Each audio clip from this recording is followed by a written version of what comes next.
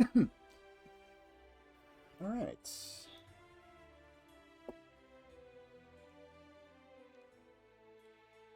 Hey, everybody. We had a good weekend. Sorry for not being able to stream on Monday. Do I have a picture? No. So I'll wait a little bit and show you guys all the stuff I've been working on over the last week or so. Or not. Yeah, the last week or so. I did stream on Wednesday last week.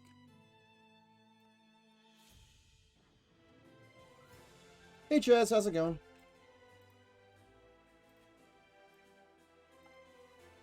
So,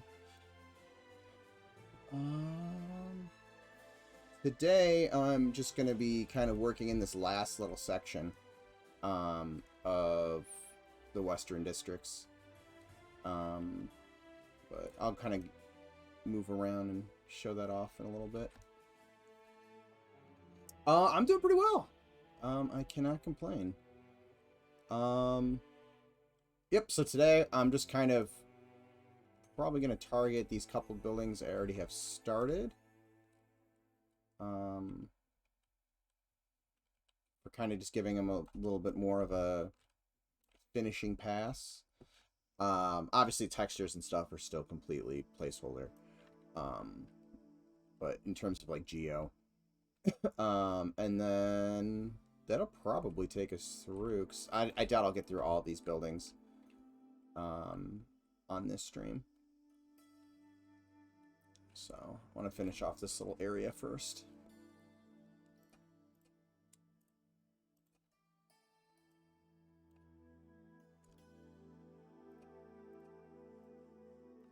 So I've done some work over here over the weekend.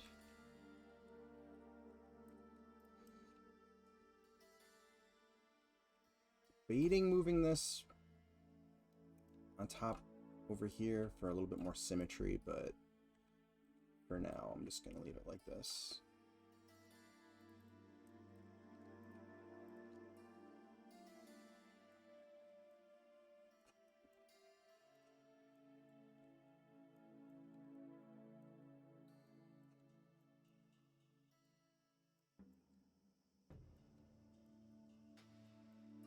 So yeah, this may end up having, because right now this isn't being used for anything anyways, so I guess moving this out a couple meters on top of this wouldn't be that terrible of a thing to do, but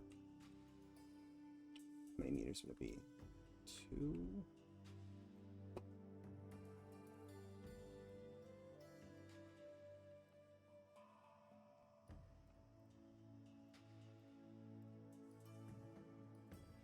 Be 3 meters.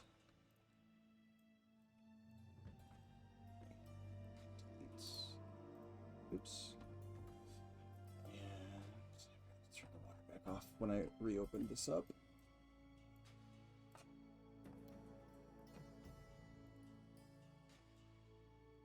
Hey, Nordam. And everyone, VIP equal victory and Pittis. Let's crush it.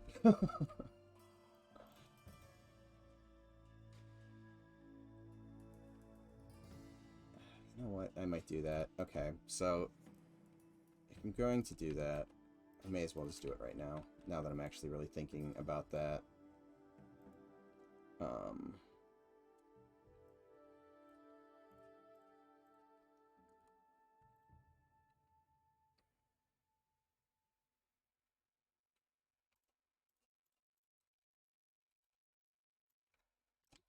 Helps if I grab this.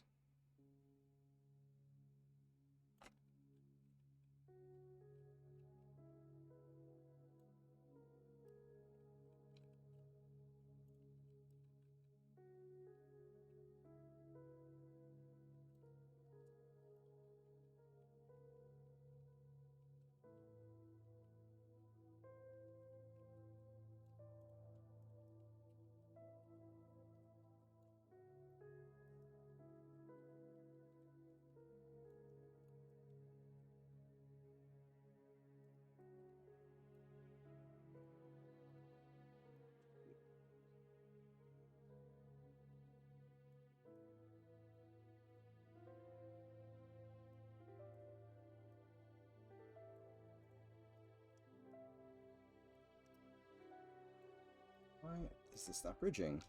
Oh, you know what? It's because I have a base down there. That would be why it's not doing that. Okay, so... Hey, John, how's it going?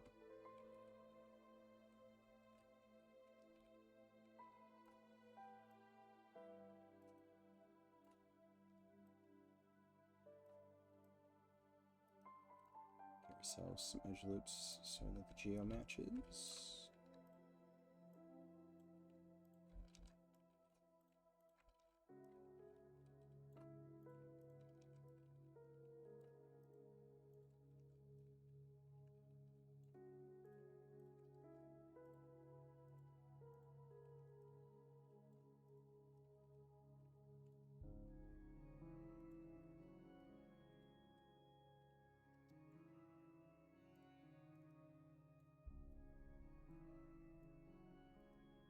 Some extra geo in here. We should get rid of.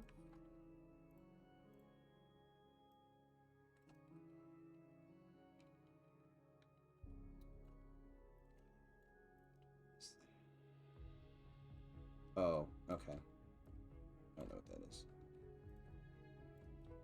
This is the overhang that was there previously.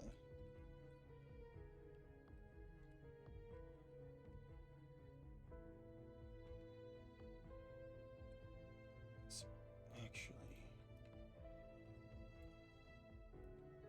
let's do this.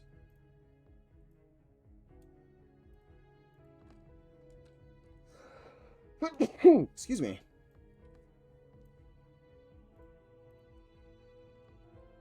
Probably should have taken some Benadryl earlier. Or last night, actually. Taking it earlier today, you guys would have had a very low energy. very, very low energy stream. Not that I'm at peak energy right now, but it's definitely the pollinating season here.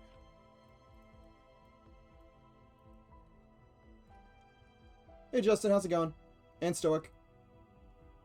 Paytus, there's been an emergency. I put together a zero board like a year ago, and I was messing around with it the other day and scuffed the paint off the tail. And now I don't want to ride anymore. My board is definitely scuffed. I haven't skated. It's probably been almost a year since.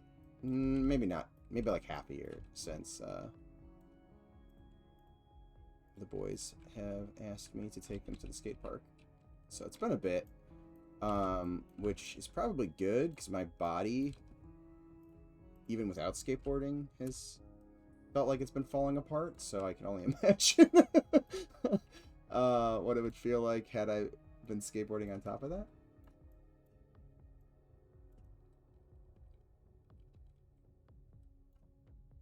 But my board is definitely scuffed up.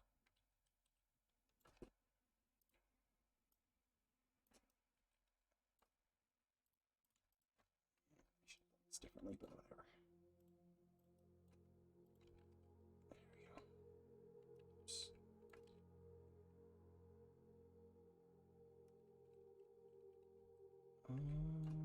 Let's collapse this.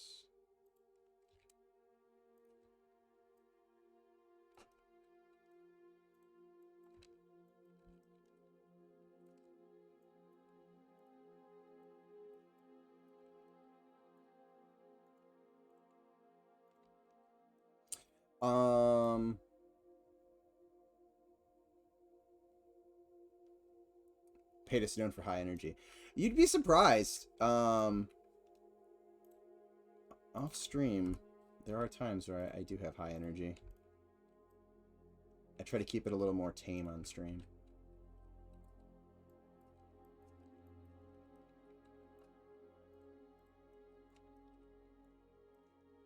Don't buy decks you don't want to ruin. Yeah, exactly. I don't think I've ever bought. I was tempted to buy some of the Star Wars decks. That was it Element? Element did like a year or so ago, but I did not. More or less because I don't have any room to hang them on my wall. Oh, I guess I kind of do, but my walls are kind of already full of stuff, so.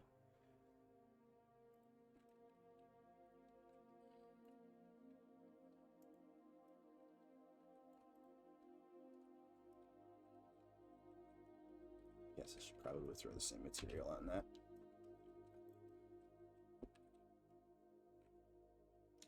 I can probably still save it, paint it, etc.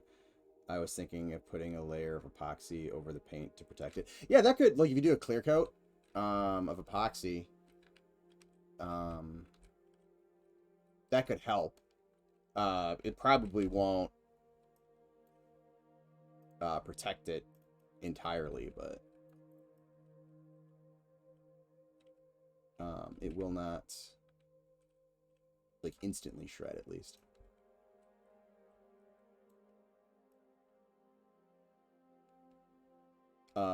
Let's see, and then it was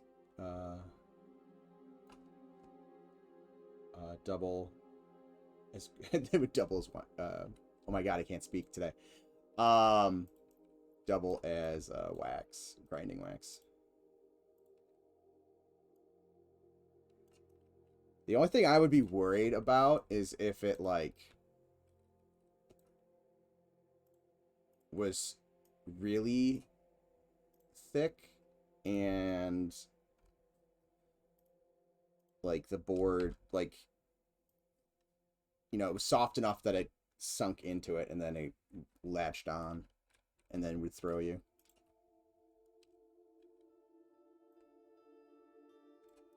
But I think you'd be safe. I mean, the bottom of a snowboard is similar material. Granted, I don't think I ever took my snowboard and ground on, like, concrete or anything like that. It was always metal or wood or plastic or whatever the fun box was made out of.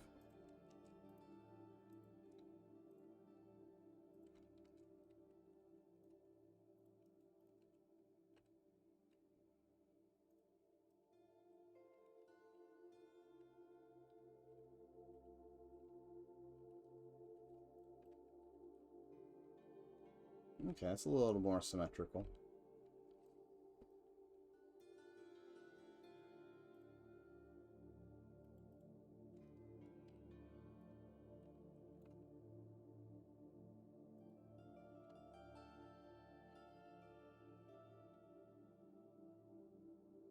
Want to snowboard down some sand dunes? Looks fun. It looks fun until you.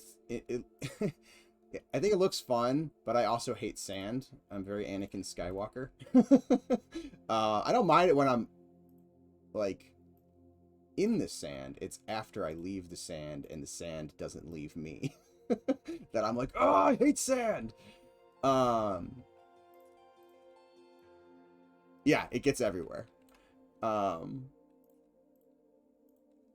Just like glitter, it gets everywhere too. But glitter's, I guess, a little less abrasive, but maybe slightly more annoying to get rid of, I guess.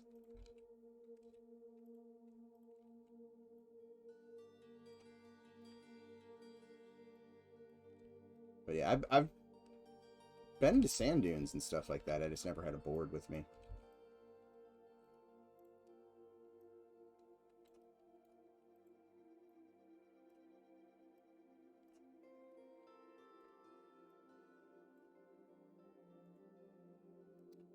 I guess these ones are not. What the hell's going on?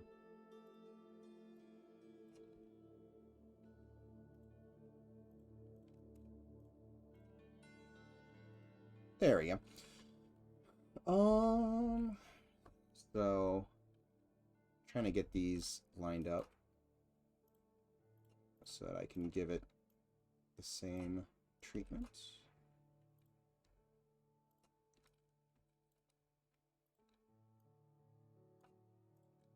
Already got the geo for the stuff. I just gotta, or most of the. Did I do? Oh, I did 3. Okay, so 1, 2.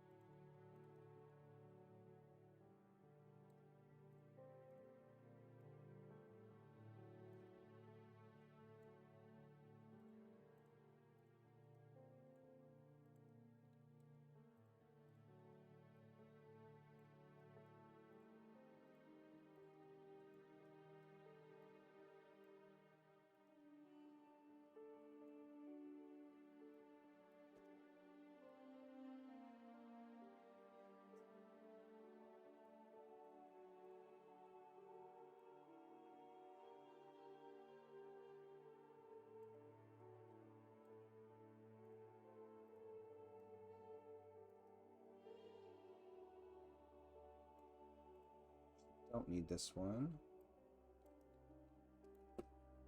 So we'll just collapse that.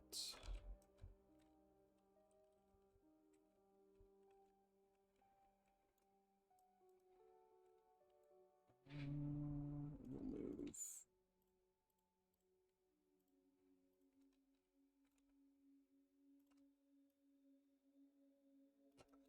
There.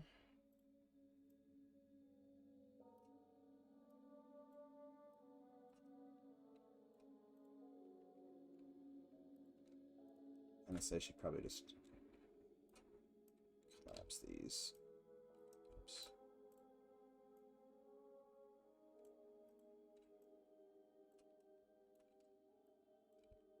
Into the corners.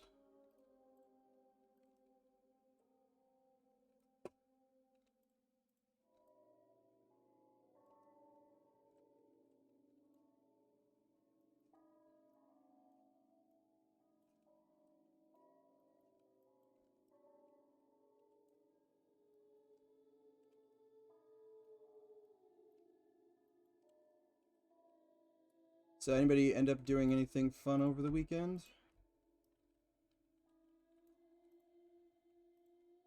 Besides scuffing up a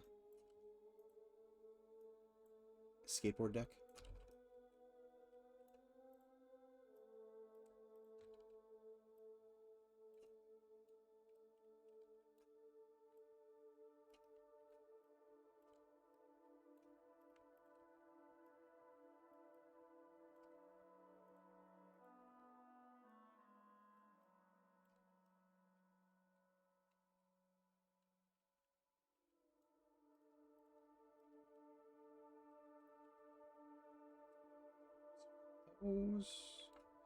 This one just needs 1. That one needs 1. And this one. Okay. So let's do this the quick way.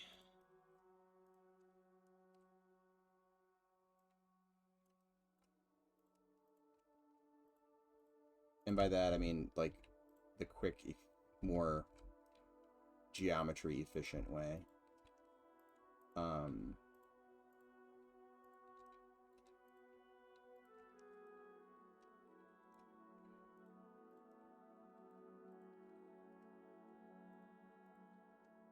Again, I can't delete edge loops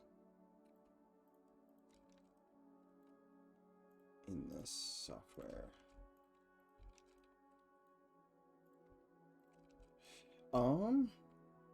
Been working a lot, but I did see the new Bolt Gun trailer. Looking forward to the release in May. Oh, they gave a release date? I haven't seen the trailer. I will have to look that up and surprise my son with it because he's really looking forward to that game. I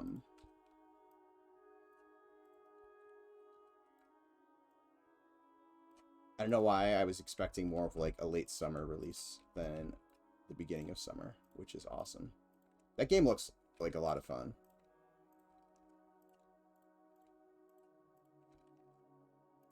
Definitely like hits you right in the nostalgia if you're a Oh yeah, I forgot I needed to do this. Like an old school FPS player.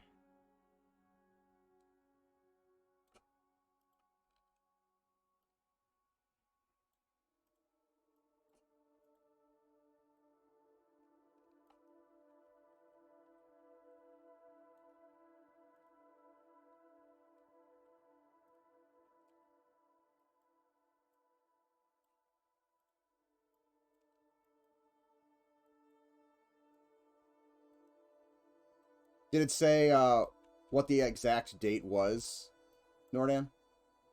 In May?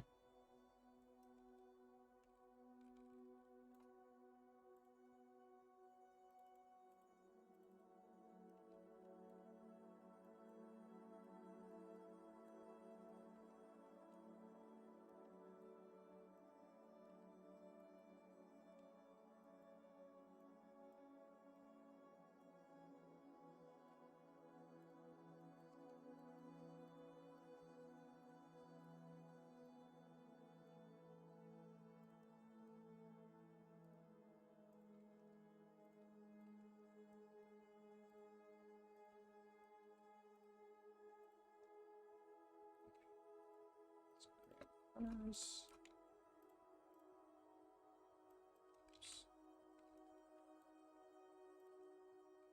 23rd? Nice. Oh shit, I forgot. I took one of them and then I didn't do the other one.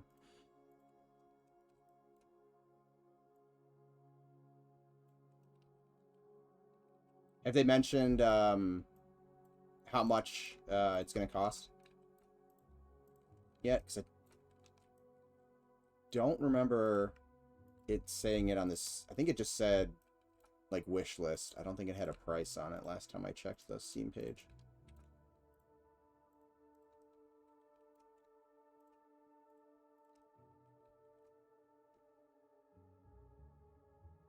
Yeah, I figured it was going to be on the cheaper side of things.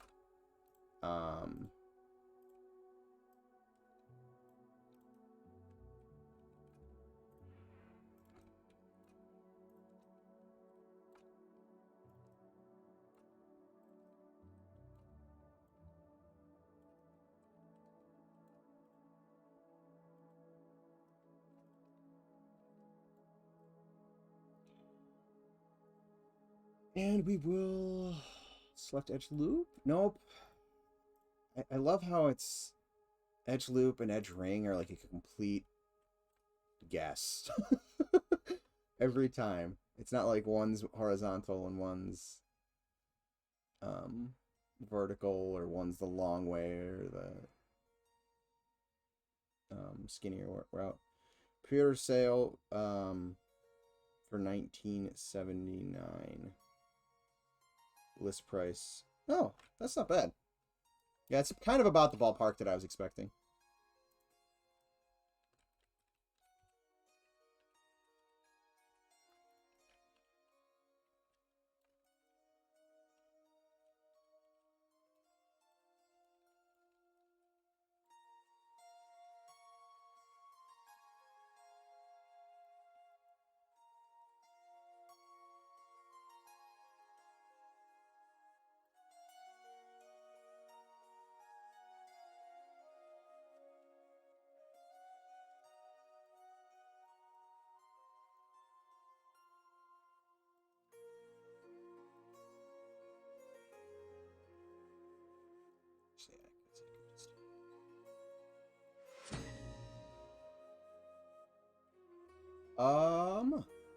Chad the Alpha Male, thanks for the follow. How are you doing? And welcome to the stream.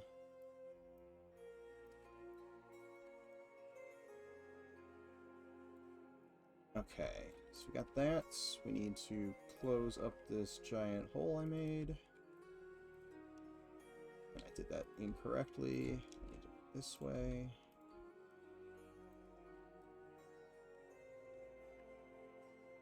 Cool. I'm just going to throw the same color and texture on this trim that I have on this one. Just to kind of, again, keep it kind of consistent.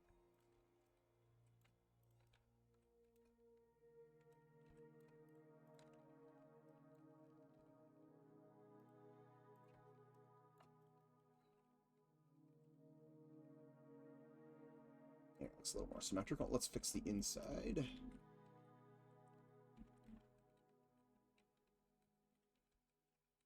Oop, hold on a second. We got a problem.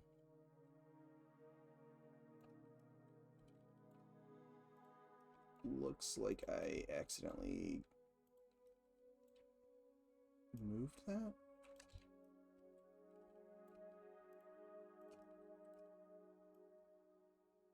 There we go.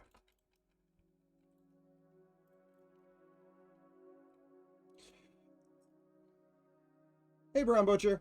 How you doing?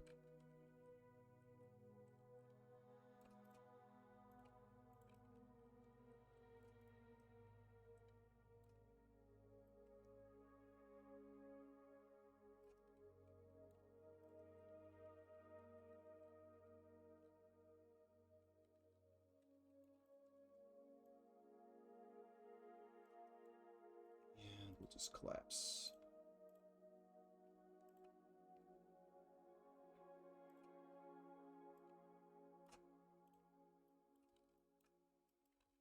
Oops. There we go. Okay. Now we just need to delete this and line it up. I'll have to do this down below as well. If, hold on, I don't remember if the...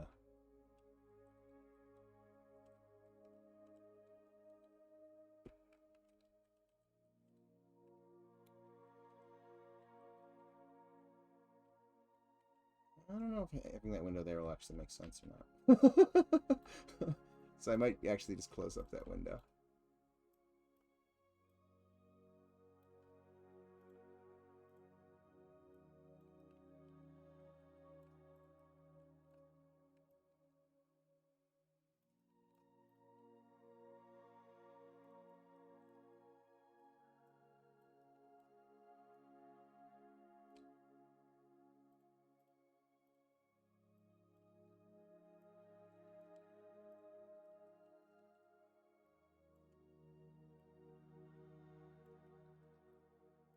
Oops. I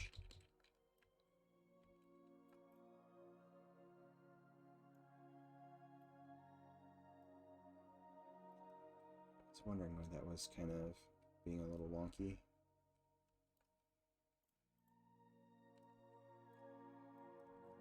Guess I had the... What's going on right here? Oh, okay. That's what's going on. Like, something's overlapping. What's that? Yeah, the geo doesn't make sense in here to have that, so we are going to probably have to adjust that. And it looks like I moved this edge too. What the heck?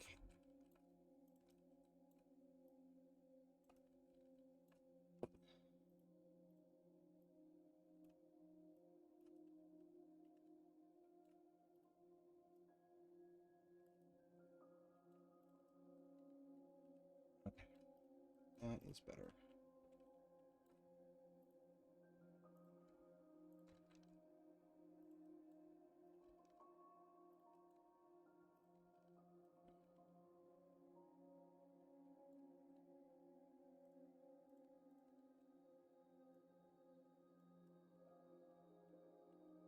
Alright, so this one is not going to have two windows.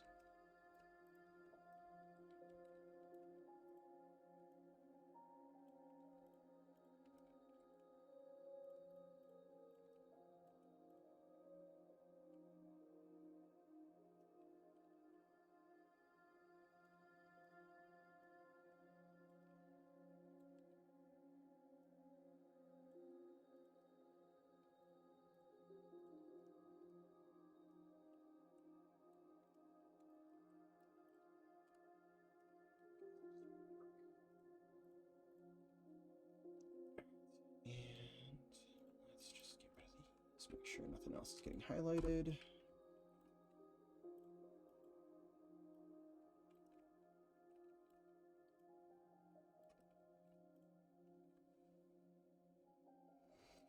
Alright, guys, so let's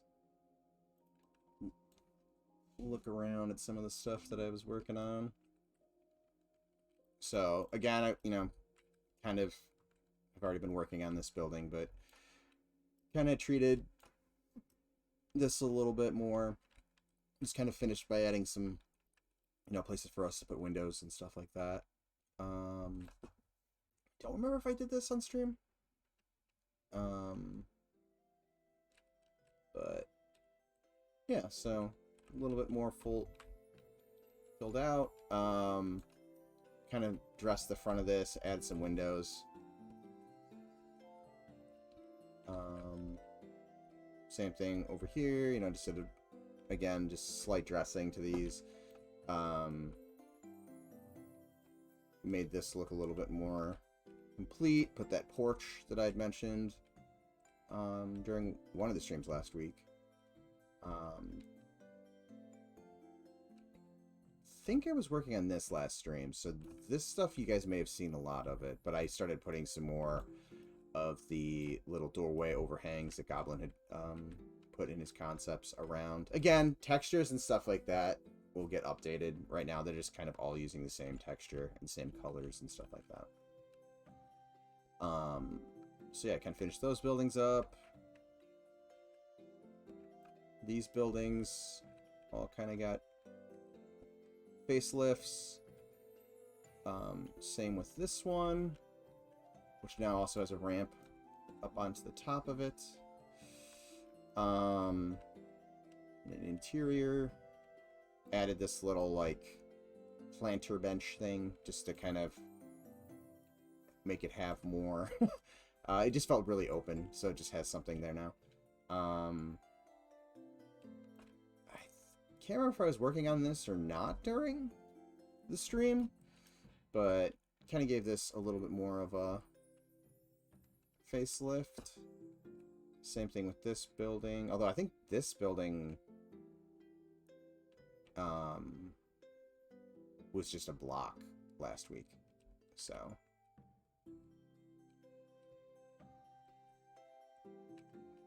gave this a nice little opening there. This one just got a minor facelift. This was a block as of yesterday. As was this one and this one. There's a nice little ramp up here through this courtyard in the back. The back of this building got a facelift. I might add a little window up here. I don't know if it's really that important, but windows over here wouldn't make any sense because there's a giant tree blocking, but not that this one would. I just want there to be some visual on this side of the building as opposed to being featureless. So I did those. Did this over the weekend? Yeah, I think the weekend I did this. Little, like, market. Like, I don't know. I kind of was envisioning maybe for player housing, this is a little guild, like a crafting guild hall. So, there's a little rooms in here. Your guild can decorate or whatever, maybe. And a little place on top. And then, the little market stalls for the guild people to sell their wares out of. So that was kind of my idea when I was building that. It just felt like I had a building there, and then I didn't have a building there, and it just felt really open. I was like, I need something, and that was kind of the idea I landed on. Hey, Goblin.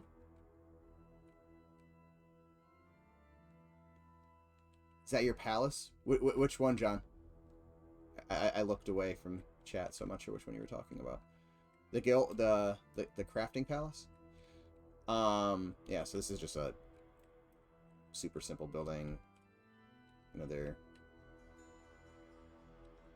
building slightly different, but 2-level. What else did I do? I did a bunch of just like little seams and geofixes and stuff like that. Any of them? I'm not picky.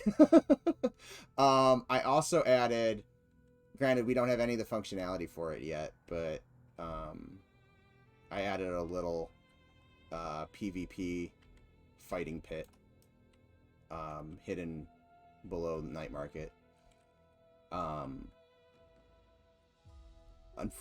Unfortunately, unless we change the way the doors work, no one can get down here right now unless they're a GM. But yeah, it's hidden behind a locked door and a fake wall. But yeah, so you got, you know, the area for all the people that are watching, if you want a more above view. And then this is the way down to the ready room for the fighters, and then they go to their individual sides. I think eventually there'll be a gate, kind of like a portcullis-y type gate, but instead of going up, I think it's going to have them coming from the sides, because the geo above doesn't give me enough room to actually do a portcullis that goes up.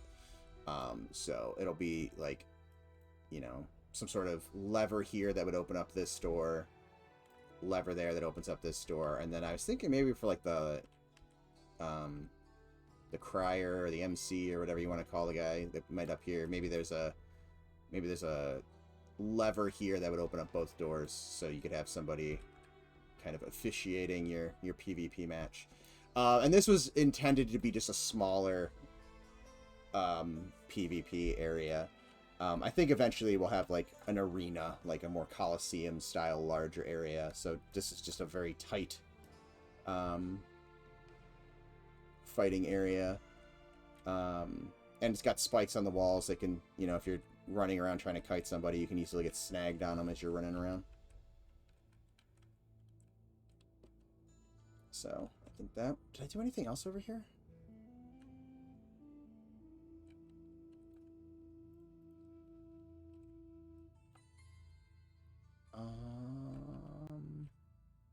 I thought I did something else. I'm just forgetting about it now. Oh, I did,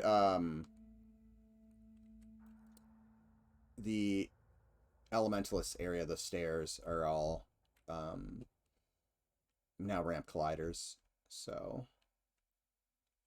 they work a little bit smoother, than they had previously, so all these have... Oop, hold on. Why am I not seeing...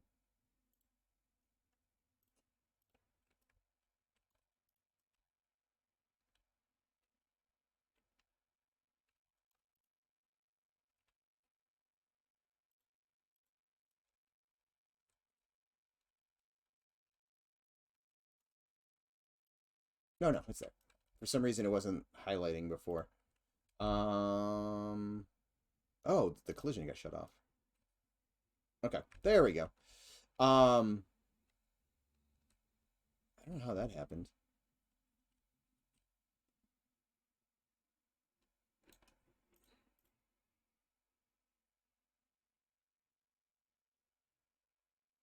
All right, turn that one off. Oh, I know what happened. Never mind. Okay, we should be good. Let me double check. Oop, yes, I'm still watching. I'll have to check with Simon to make sure I can push that, so it's not causing any issues.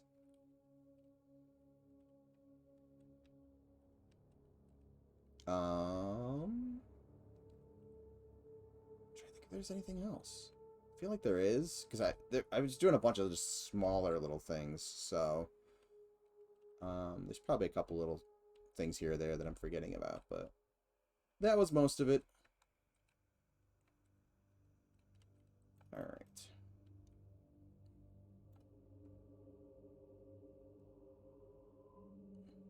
Love the chivalry. Hope I don't. I already read that.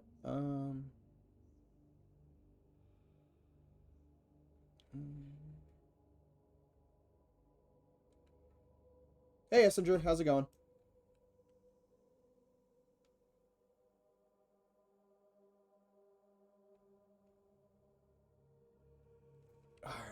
let's get back to work.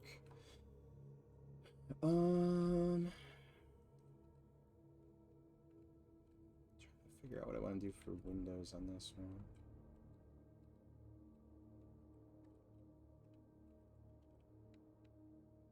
Kind of want to actually move the front of this.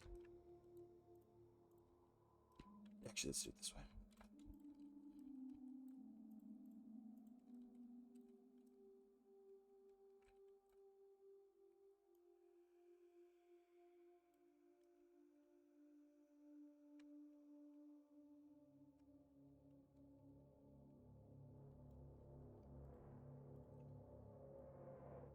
Double check what the interior of this looks like. It's been a bit since I've been in here. That's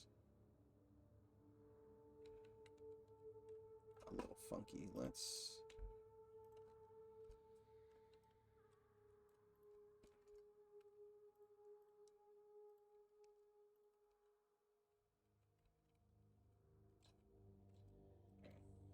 let's do this.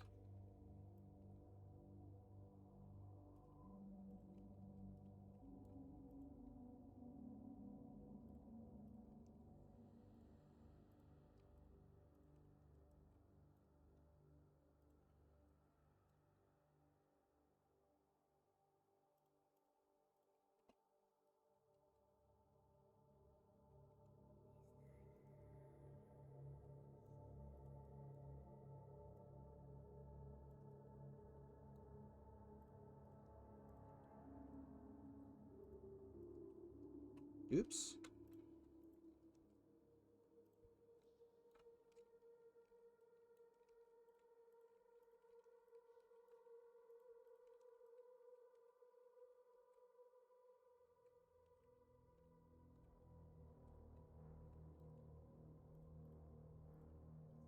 Wall out a little.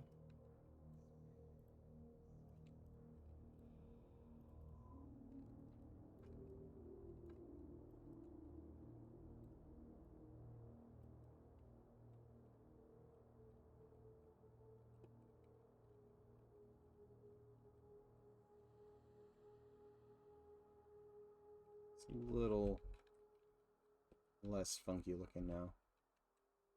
I think at one point I might have been starting like an actual door frame there, but I think it works better as a hall up to the stairs. Cool, and then I should be able to increase the size of this room too now.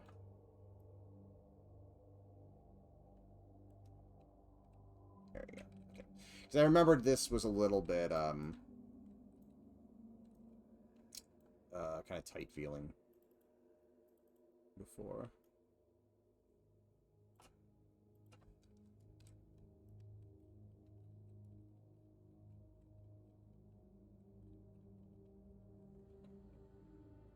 To a window here.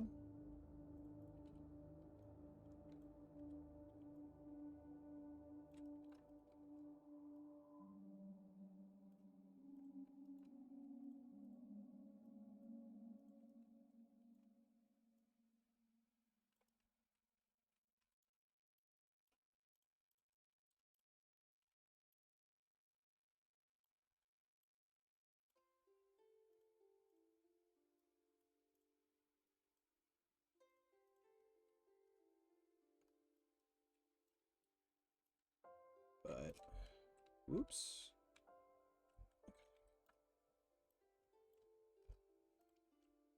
This is partly why I didn't worry about getting all this exterior stuff set yet, because the interior stuff still needs a little bit of work.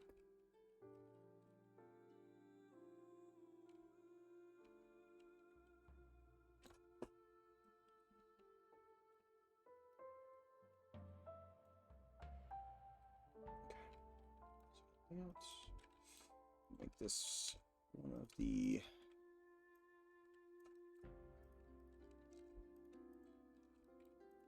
kind of elongated, pointed topped.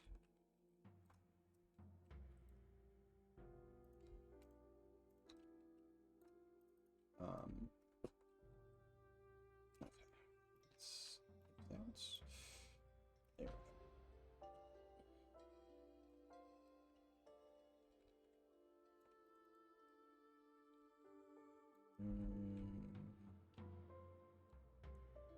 That's holding the... Yeah, that's holding the seam there. I'm gonna move this down.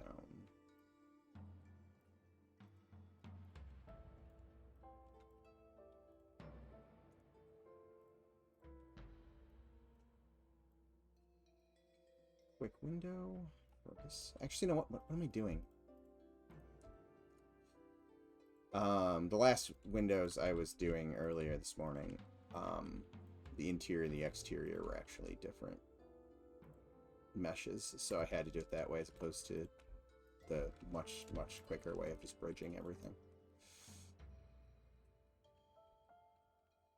Hey Zukin, how's it doing? Yeah, how's it going? My God, I can't speak.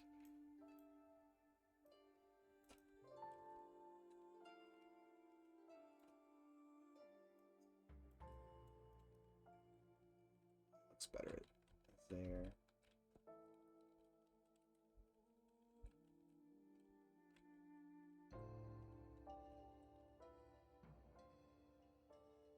Technically, it'd make more sense to have windows facing this way. Since this is a tannery, these windows would be rather stinky if they were open. It's okay, Paytas. We all get excited when Suzuki shows up.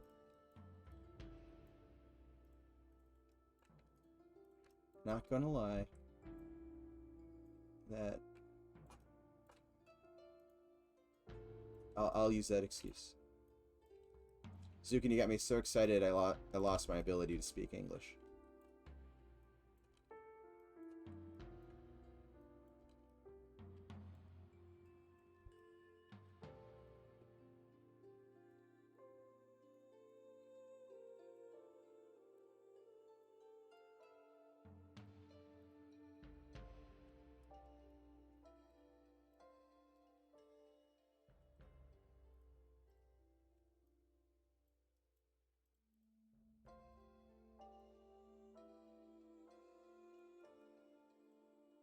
Do these as the kind of pointed top ones as well, but we'll make it a slightly wider one.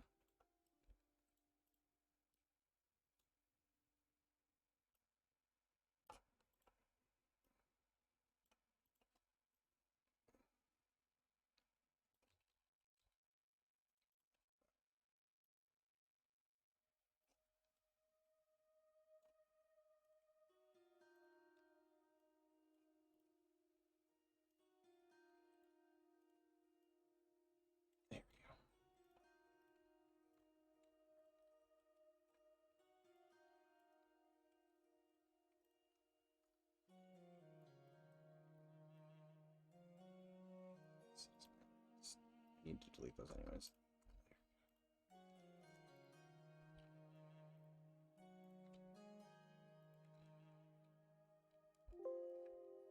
Oops, sorry, I didn't mean to hit the wrong button and make that bell go off in your guys' ears.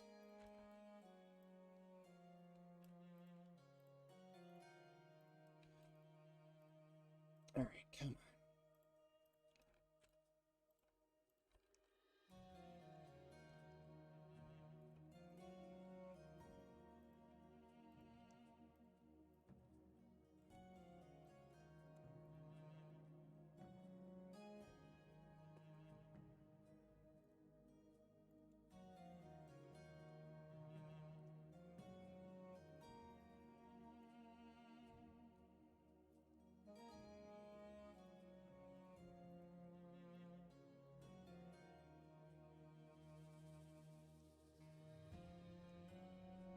Oops. Wrong edges on that.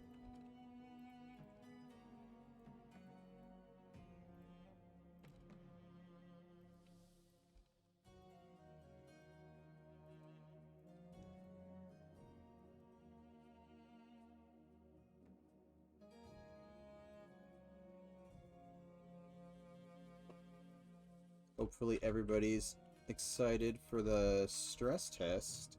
If you're new to the channel, and the projects. We're having a open stress test a week from Friday and a week from Saturday. I don't believe we have released the times of those yet, so stay tuned for that.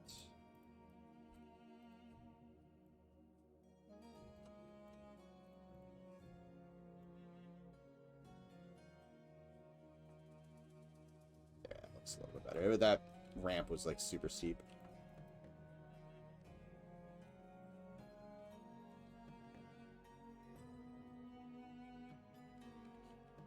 I'm at McDonald's. Should I go for the $5 fries or the $4 burger? I haven't had McDonald's in forever. So I don't know if their stuff has changed. I was always more of a fry person myself.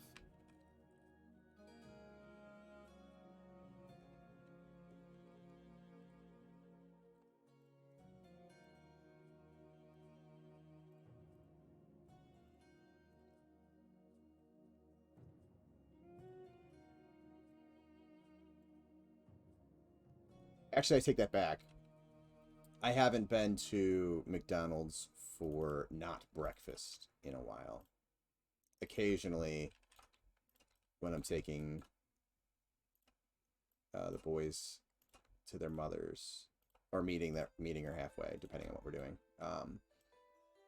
they'll get hungry if it's morning and ask for breakfast, and then I'll grab like a bacon, egg, and cheese. But that's about it for me in terms of McDonald's these days.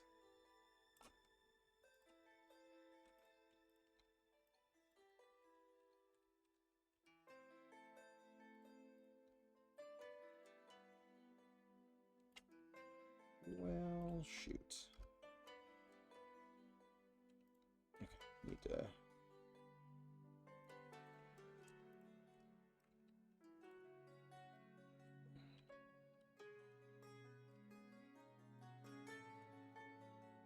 redo those now that I made that change.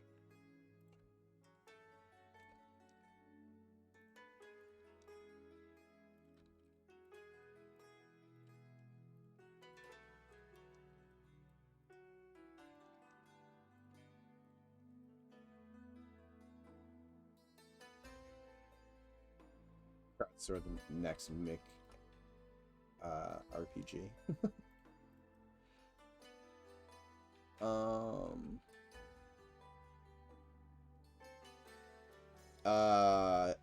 I'm waiting for more RAM in the mail. Gotta hope my old Windows computer will run M&M.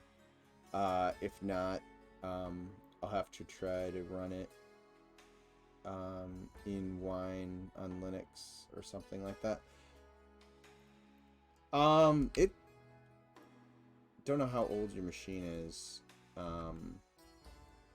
The client, well, granted, I haven't played it in a little bit, but the last time I was playing it on my work laptop, which is not like the highest spec machine,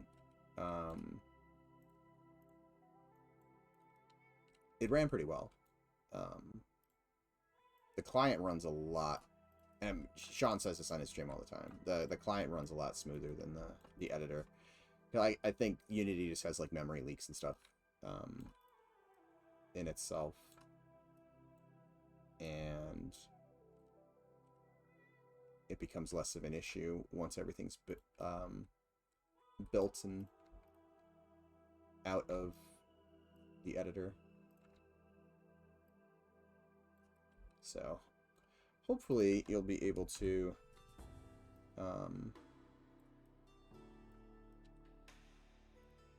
have a nice play experience, even if it is an older machine.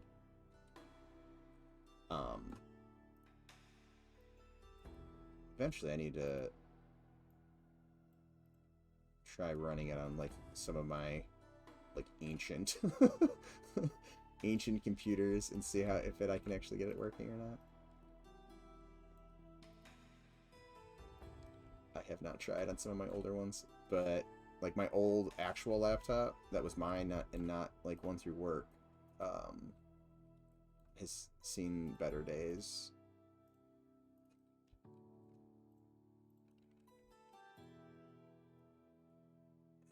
gaming laptops are not the greatest at cooling themselves. And eventually it takes a toll.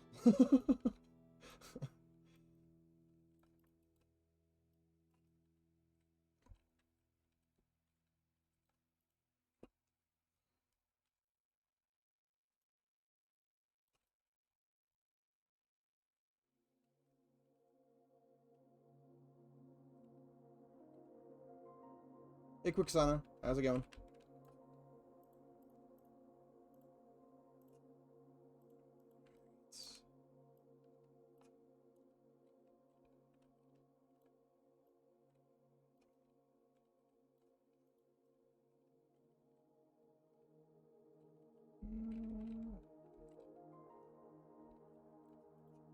Got the edge here to run a trim along this, so let's do that real quick. Loop, nope. Ring.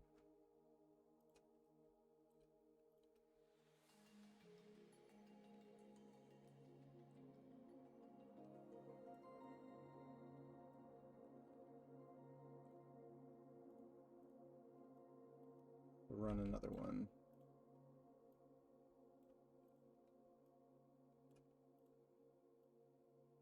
On there.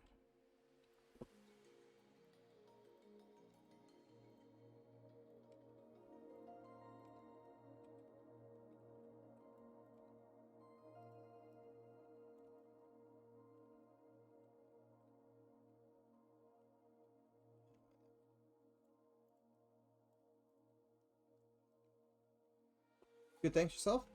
Loving the city progress? Well, thank you. I'm doing pretty well. I cannot complain. It's been nice being able to kind of get back to some of these areas that I was kind of like feeling out and starting to get happy with, and then you know, priorities kind of shifted to let's make sure all of the classes kind of have a starting area. So then it became kind of like, okay, let's fill out, you know, these or this portion of the city and this portion of the city. So it's been nice to kind of get back and kind of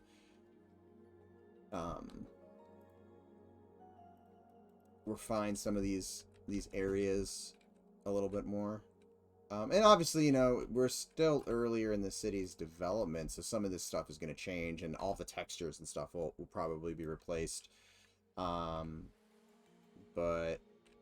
you know, some of this stuff might change. But it's been nice to be able to revisit some of this stuff. Oh, that was another thing I did. When I finished this building, kind of made a little shortcut depending on how we use this building. But that building could potentially, if it's not a, you know, player residence, allow players to kind of get up to here without having to go all the way around. But if it is a player's residence and it gets locked, everybody else is out of luck.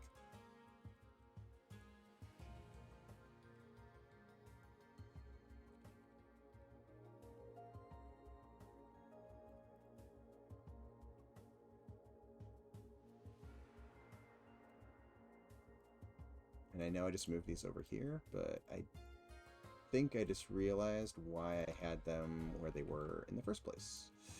So let's...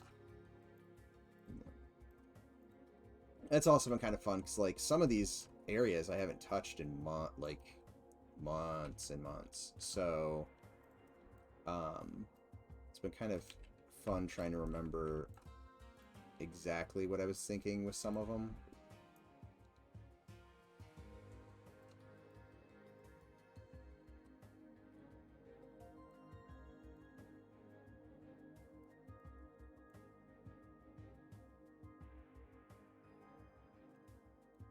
Some because they were in such like rough states when I stopped, or when I made that shift that I mentioned earlier.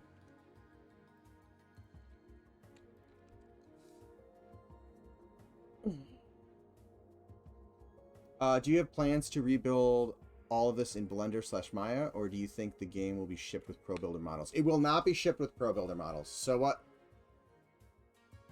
Okay.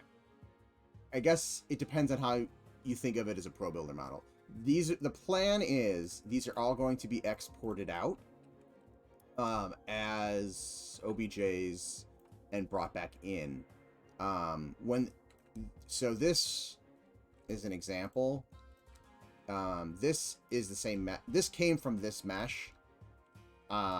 This mesh was adjusted a little bit because this one has like buildings and stuff up inside of it. And there's a little bit more of a there was more of a thickness in it. So that was kind of blocked out in Pro Builder, exported out, and then made to look like, if I can, let's move this over here.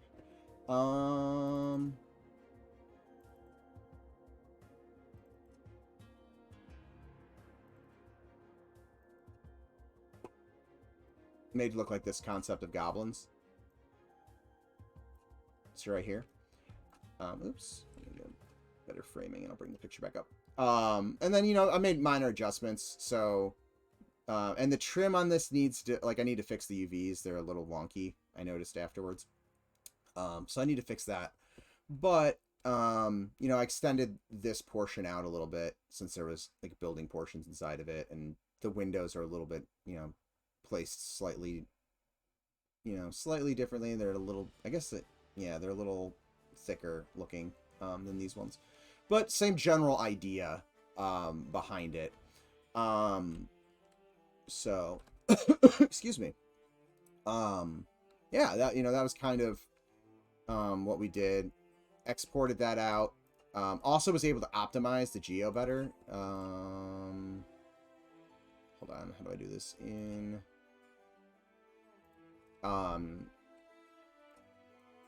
so you guys can kind of see the wireframe on the shaded model. So this is, you know, a little bit more of an efficient mesh than what like Pro Builder over here is doing, because like all of this is, you know, going up to here, or it really should be going to a corner, and over here everything's kind of going to the corners, or at least the corners of like where the trim the trims are running along things.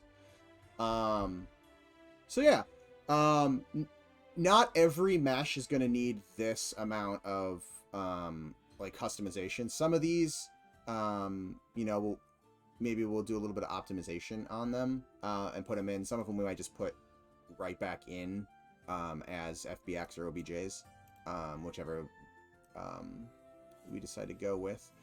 Probably OB or FBX.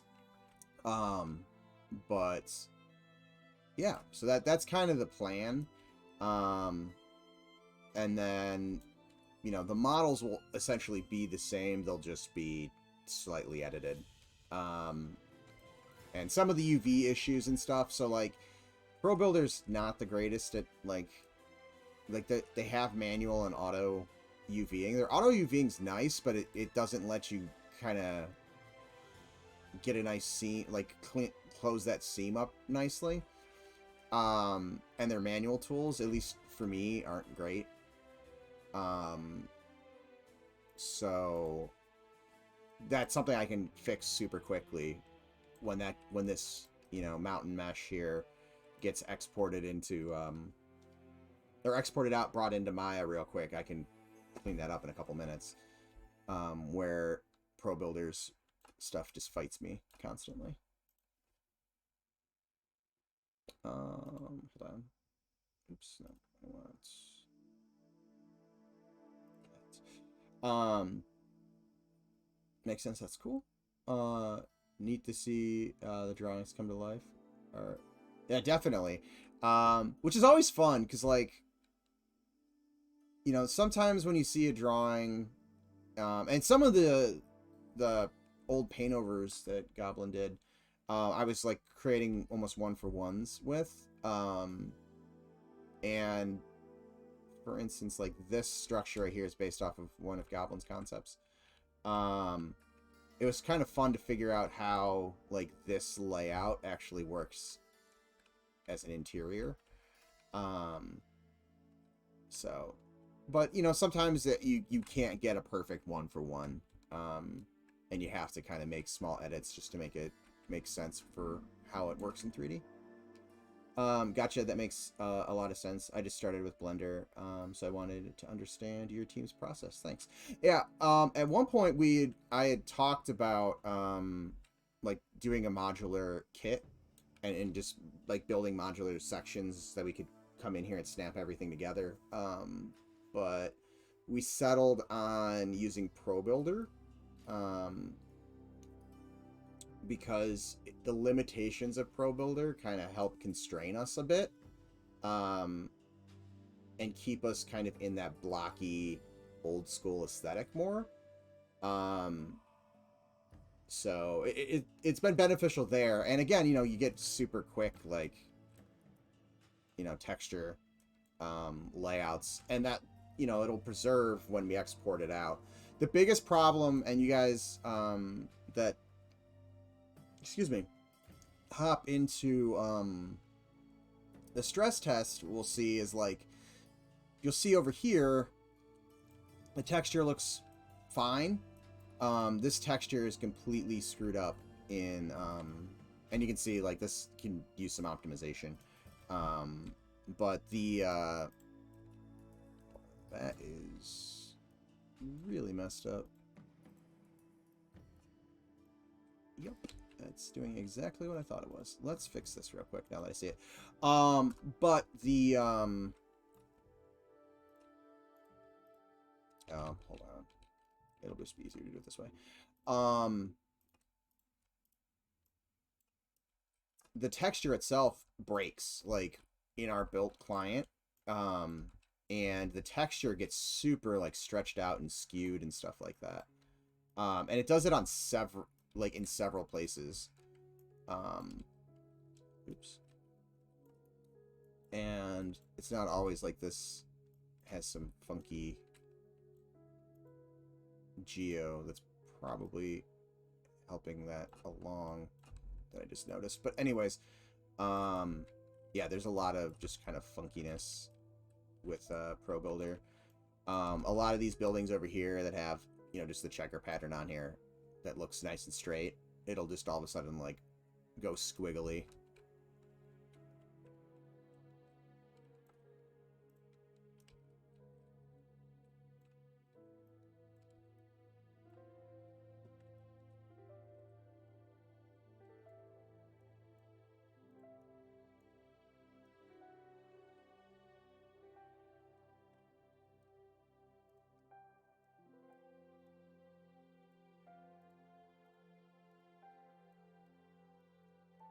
Need to remember to update the garrison file as well. Oops.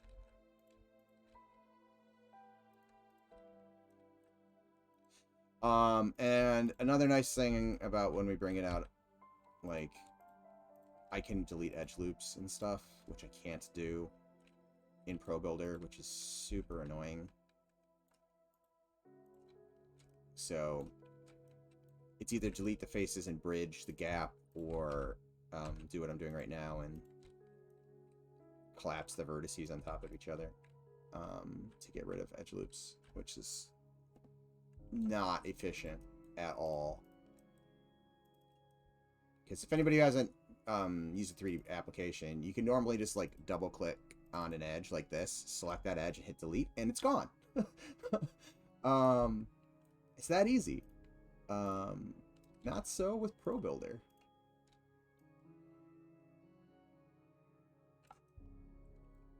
For whatever reason.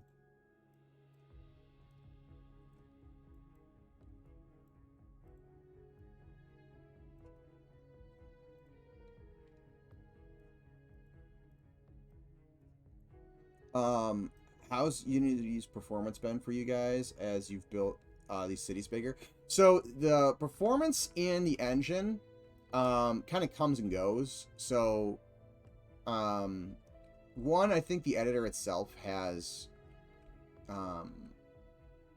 probably some memory leaks here and there occasionally. And then, you know, as we're updating stuff, I'm sure we're introducing things.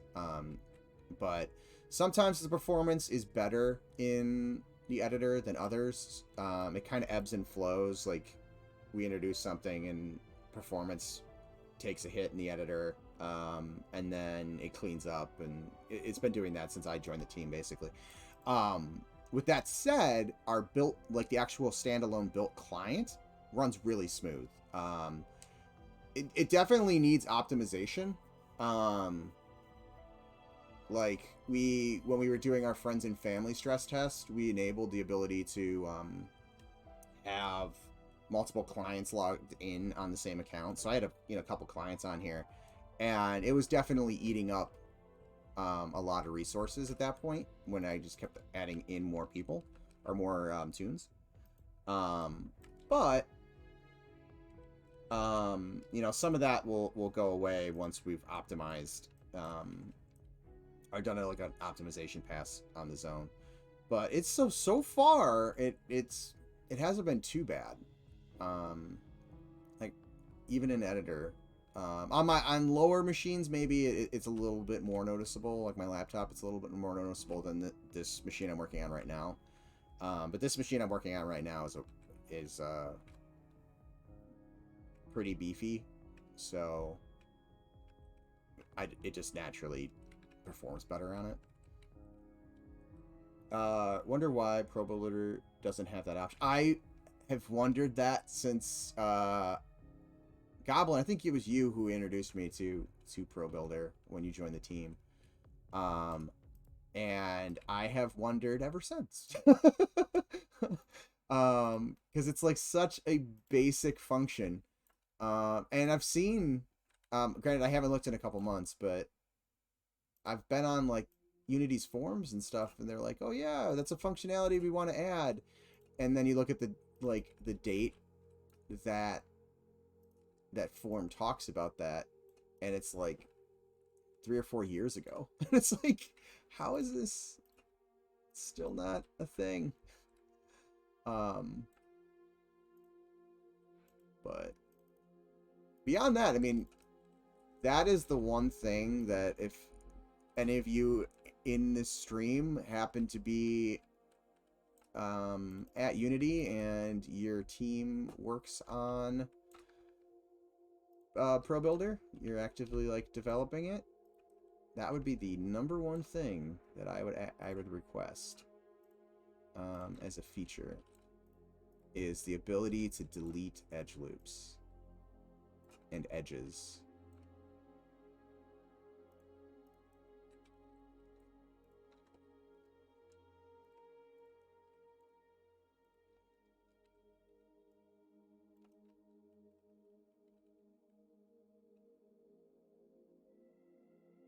I see on Google that people have been requesting the ability to delete edge loops on Pro Builder for 3 years at least. Yep, those are the ones that I was just mentioning.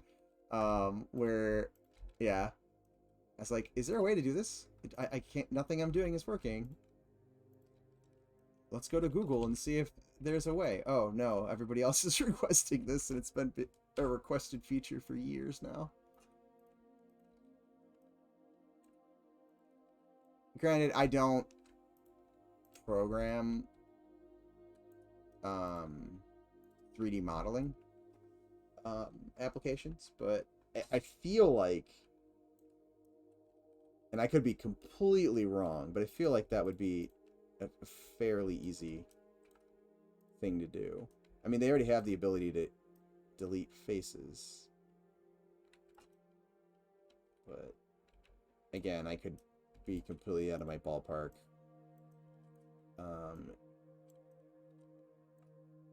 In terms of how technical that is, but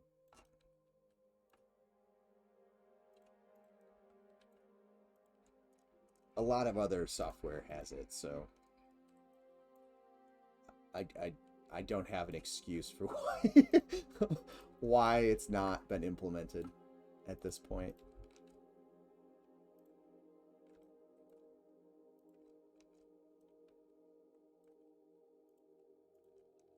But Hey, Thavdek. These are the most complicated Legos I've ever seen. I mean, it kind of is.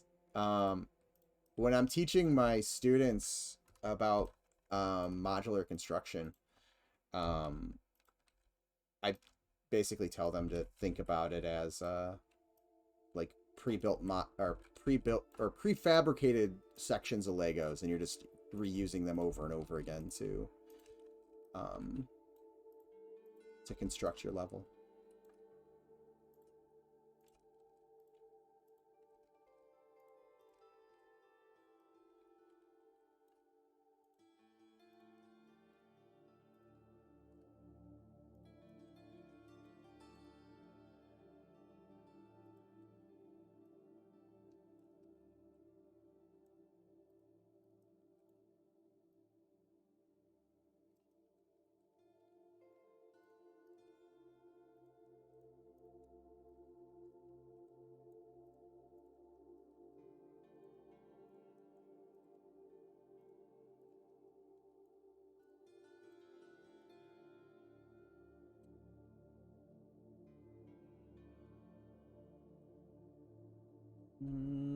I did that. I was thinking about, do I want to do a centerpiece or center one there, but I did it over here, so I won't. Just to make this building feel slightly different, even though it's kind of doing the same thing.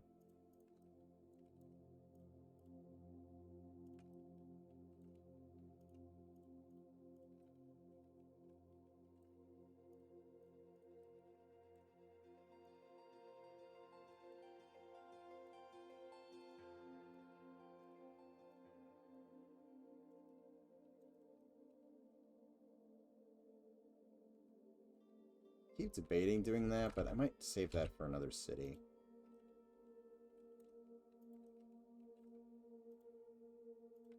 It's not quite that Moroccan Yemen style of architectural stepped design.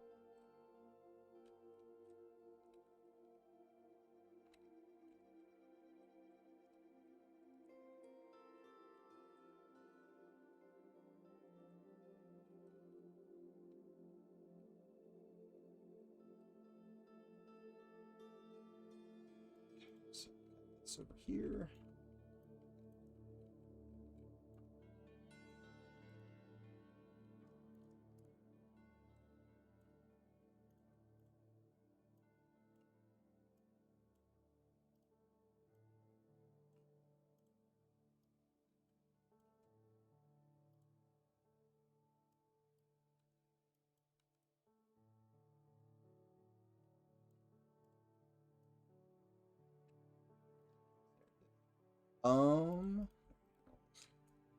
Just do this then.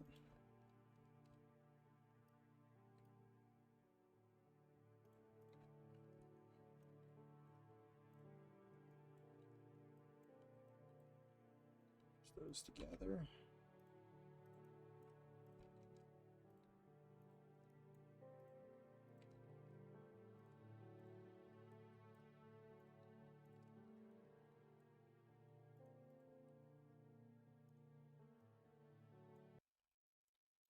Yes, I'm still watching.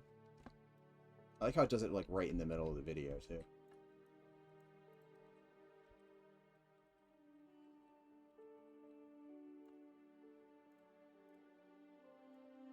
Oops.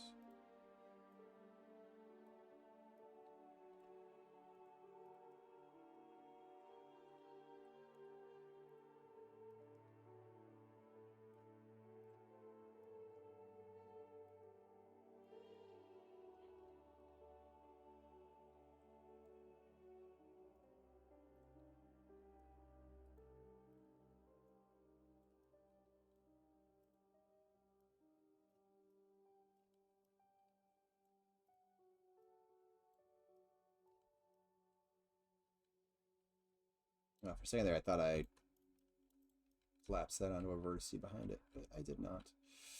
1, 2, 3, 4, 1, 2, 3, 4 and a half. How's that feel right there, though? That's not too bad.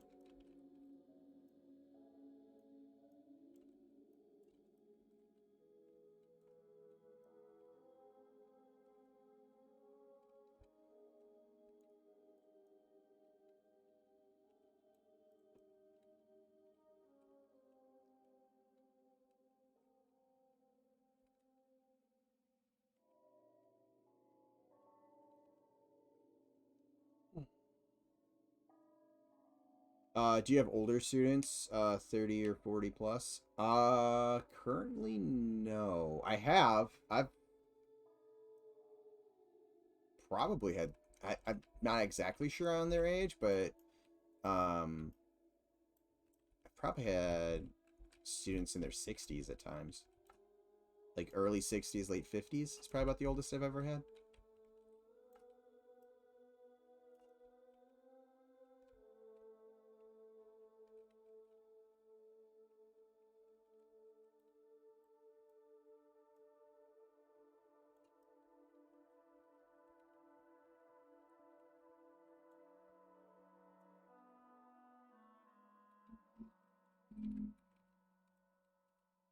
Somewhere in that ballpark, anyways.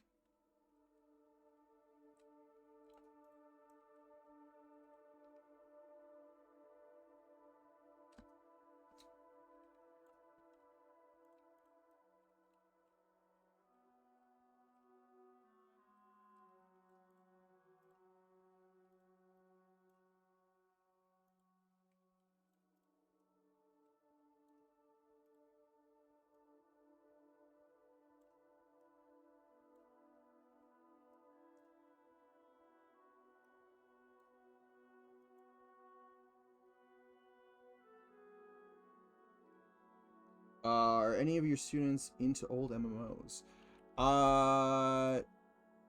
Currently no.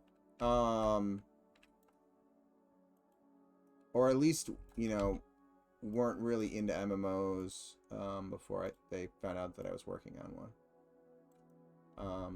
Some of the students seem to follow along a little bit, kind of with the game's development. But yeah, nobody currently that was like a big MMO fan prior to me mentioning it. I've had students in the past that were really into MMOs.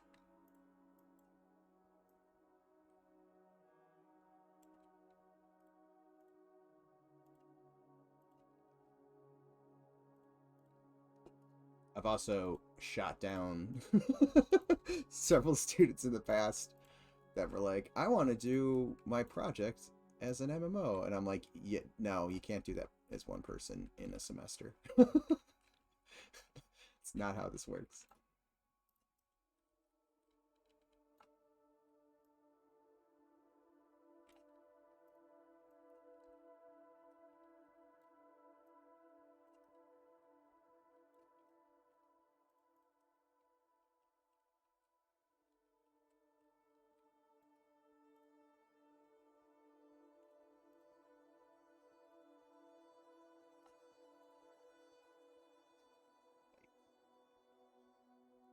Being or running straight into it.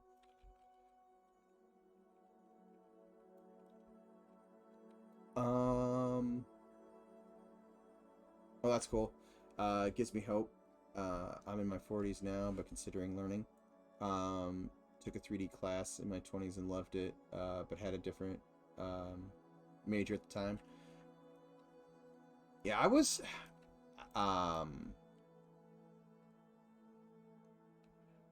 like when I went to school, I knew I wanted to do either game design or movies.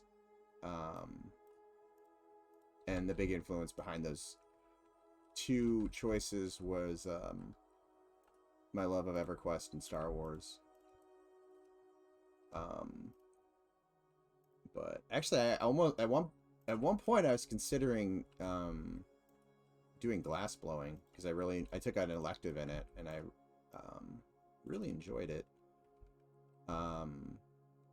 but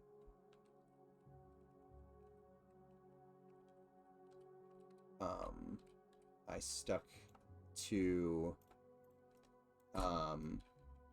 you know, doing digital art.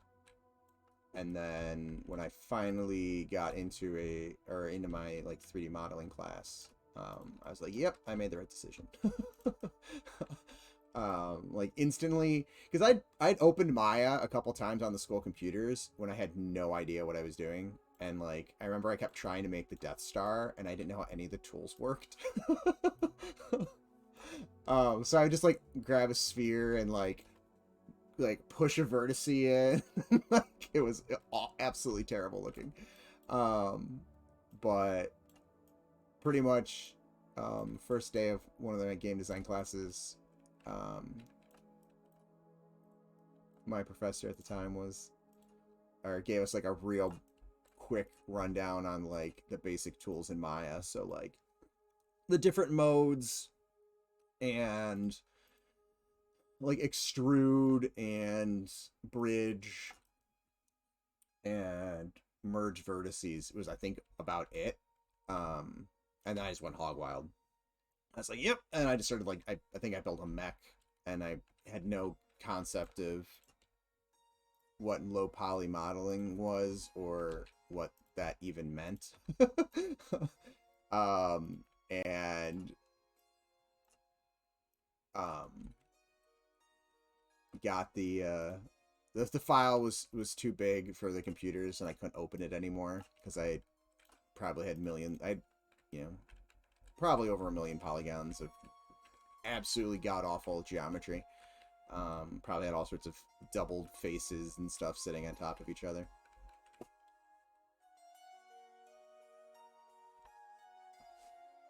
But it was definitely fun. But it was one of those things that right away I was like, yep, I made the right decision. This is something I really enjoy.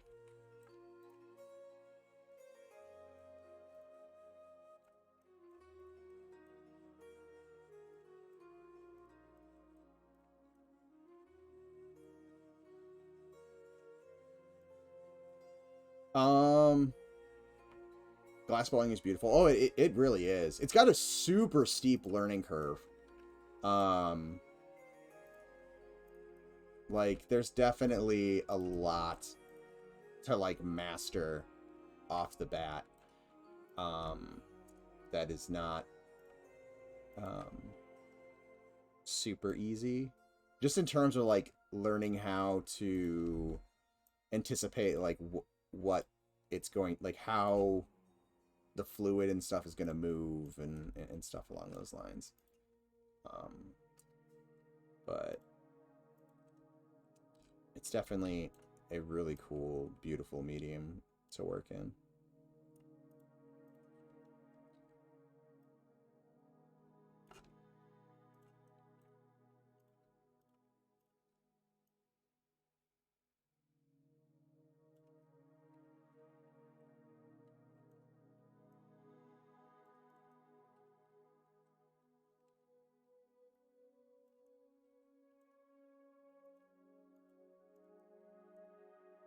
Although 3D modeling is a lot less hazardous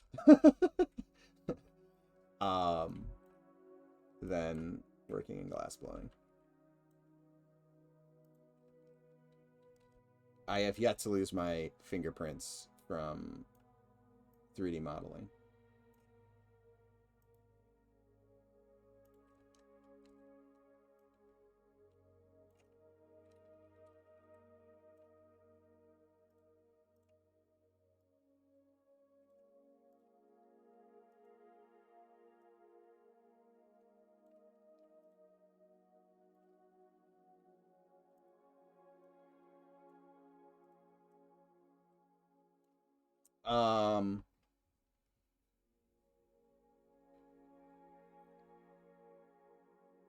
There's gonna be a new Star Wars MMO? What? I'm interested in Ubisoft is doing to this Star Wars MMO. Hold it. Is there's a new Star Wars MMO? Beyond the Old Republic?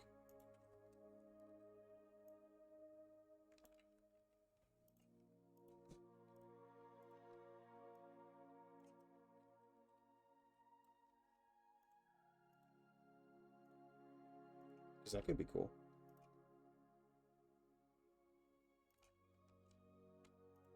I'll eventually have to play the new, whatchamacallit, Jedi Survivor that's coming out.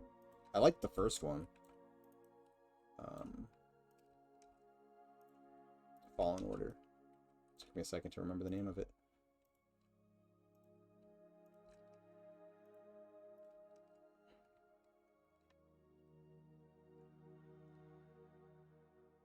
.3D is less sweaty. Yeah, definitely less sweaty, less less dangerous. Like I said, I burned my fingerprint off of 2 of my fingers. I'm trying to remember. I think it was 2.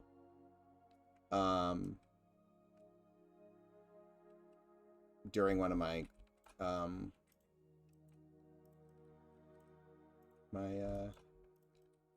glass class blow slots. So we had these when you knock the glass off of a punty, which is the little like metal rod that you can do stuff straight on the punty, or you when you blow the glass up with the blow rod, you stick the punty on the backside and knock it off so that you can open up like the mouth of the cup or the vase or whatever you're working on. And my my blow slot partner had just finished a piece, and what you do at the end of that is you have why is this being weird? There we go. You have your blow slot partner walk up to the bench, and you put a little bit of water on the like seam that the glass is stuck to the punty. So if my hand's the glass, it's like right here, and it cracks the glass, and then you take your tongs and you just whack the punty, and it usually breaks free. And your blow slap partner has Kevlar gloves on, and catches it and walks it over and puts it in the annealer. And the Kevlar glove was getting quite worn at that time, so it had a big old hole in it, and I caught the glass and thought I had my hand positioned correctly, that my fingers weren't by the hole, and I was wrong, and I caught like 1,000-degree glass on 2 of my fingers.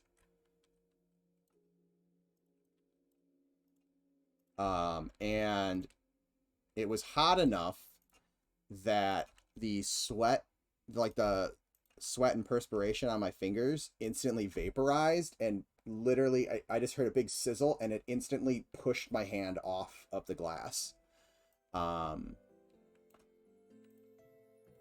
just the force of the steam coming off of my skin. But then it came back, but for almost a year I didn't have an index finger print, and I had a missing part. I think it was my middle finger on my right hand. But out. Holy crap! Ouch. Yeah. It hurt later, but it was the only thing I felt initially was like the vibration of a sizzle, and just force pushing my fingers off. Like the vapor barrier basically pushing my fingers off as my skin like incinerated, I guess. But I had a nice burn for sure. But like I said, it didn't hurt probably for the first couple of, like hour or so, and then it started to sting.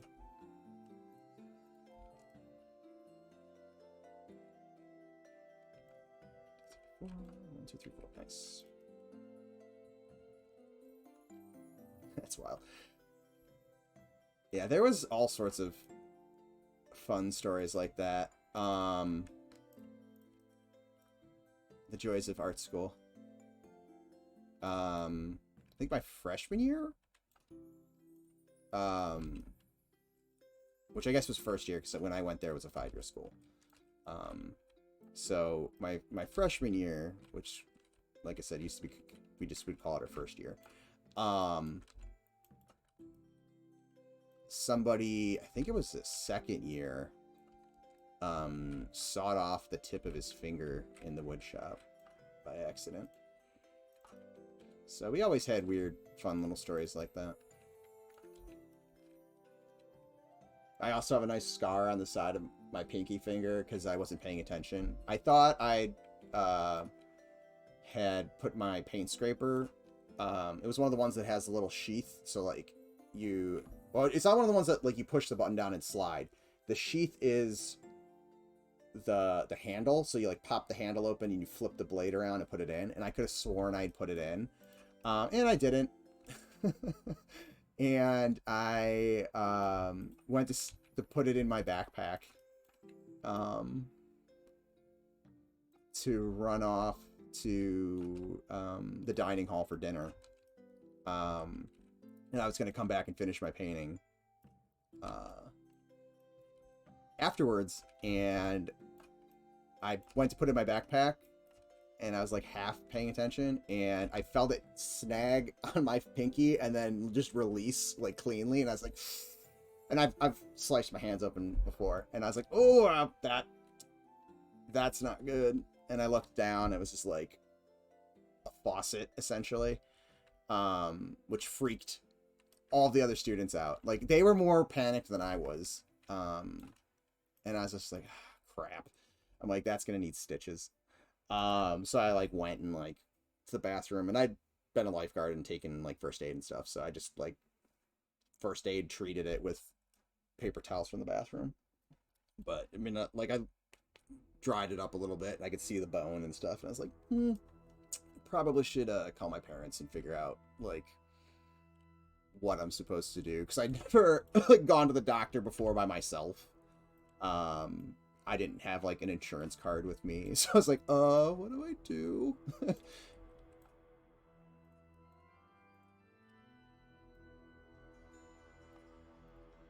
Good times.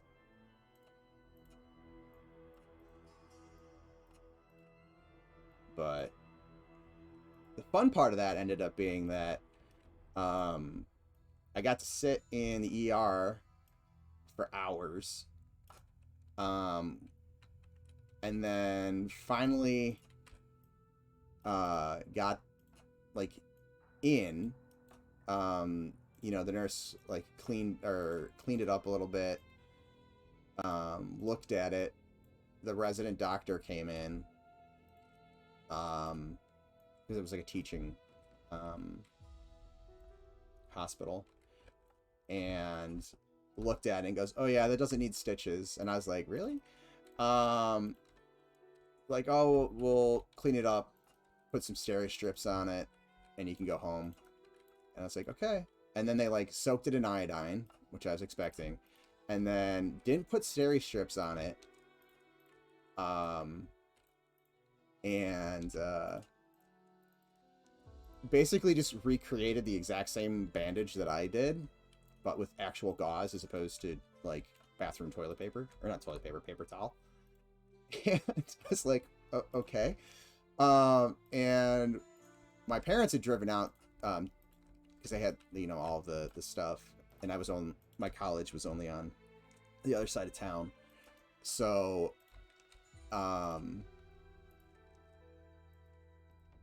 you know, the area, there was like no 24-hour stores, so we drove back to the side of town that we lived on to grab some like more gauze and stuff. And by the time we stopped at my grandmother's house, so I could change the bandage, and it was like I'd held my hand up and it was just drip drip drip through the through the bandage. So my mom's like, all right, guess we're going to the other hospital. And we went there, and the doctor's like, hold it, what? They said that this wasn't good, but it had already like started to heal, so they had to like cut it back open and stuff. It was fun. Although I couldn't feel anything. They had my hands so numb at that point.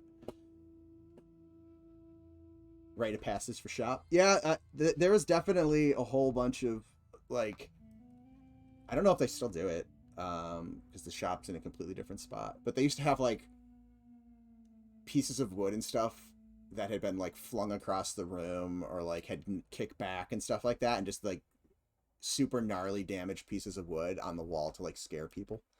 They're like, pay attention, don't let this happen to you.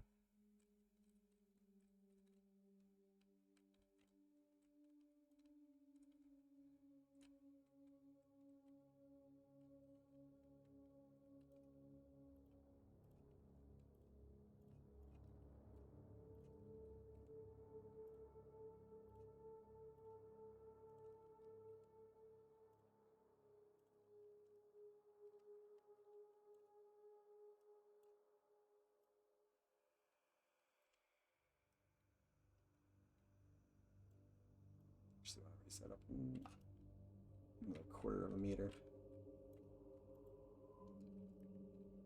and then we'll just reposition this.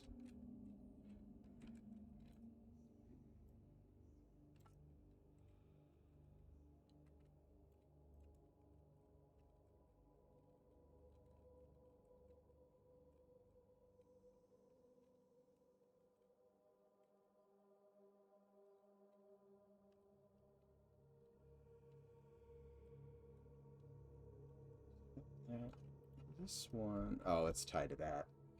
Never mind. Oh, my adjustment earlier screwed that up. Let's just move this over for now.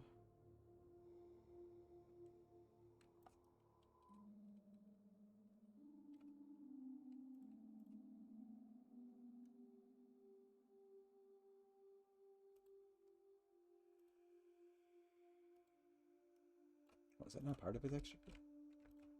Weird. It must have broke the texture group, because it definitely at one point had a texture group. Yeah, something happened here. It's another thing. Occasionally, pro builders, you'll have things set in groups, and then it's just like, nope, I don't want to be in a group anymore.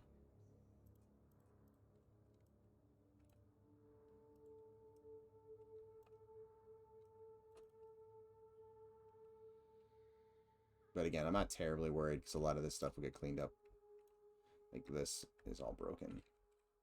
I guess I can attempt to fix this real quick. Nope, that was not what I wanted to happen.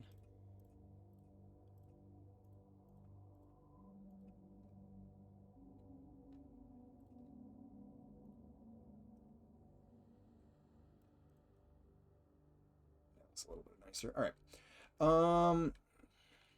So I've got this here. Do I want this to be part of this? Probably wouldn't be a terrible idea to just take this part, move it up.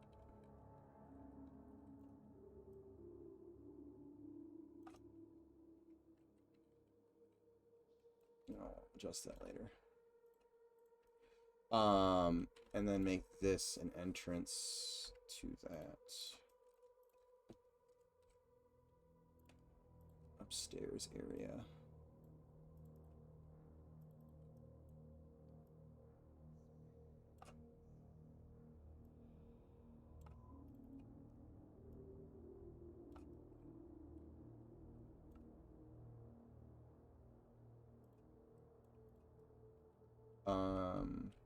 Let's see here. So this is going to be first floor. So yeah, that can be the same. Okay. I just want to make sure the scale's somewhat reflective of what it needs to be. This can go away.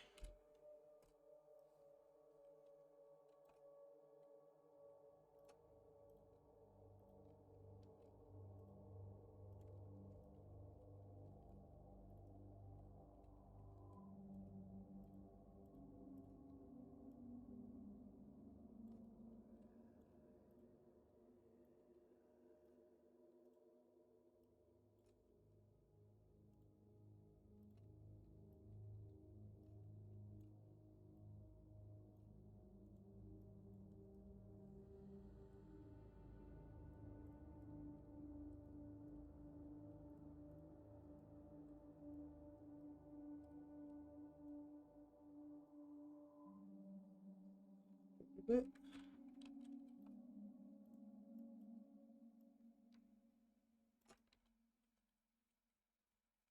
This little alley effect. Actually, let's delete that.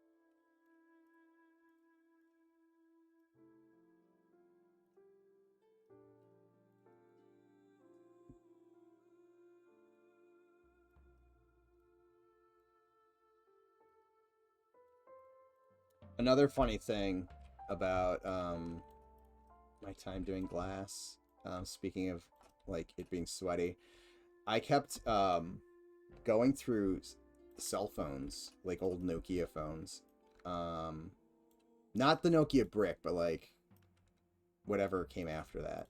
It was a flip phone. I think it was a Nokia flip phone. And I kept going through them. I think I went through like 3 in like a year. Yeah, it would have been 3 in a year. And on the third one, when I was like doing the warranty thing, they're like, "Are you by chance by like any extreme heat?" And I was like, quickly realizing that I had been leaving my phone in my left pocket, which I would stand with my left side towards the furnace or the glory hole when I was doing the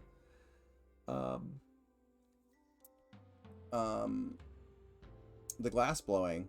And you know, it's like a 2,000 degree oven shooting heat out at you. Granted, there's like a giant fan that blows, so it's not as bad. But I was like, oh, cool. I was just completely melting the internals of the cell phones. So then I started leaving my phone not in my pocket, and shockingly, my phone stopped melting.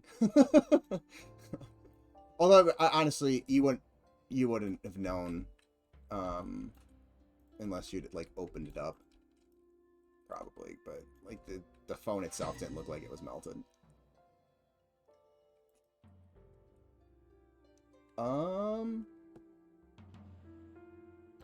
Ooh, I'm gonna probably butcher this. Aramisk. No, maybe I got that. Aramisk 989. Thank you for the follow. I feel strangely more confident with that name than I normally do. So, welcome to the stream.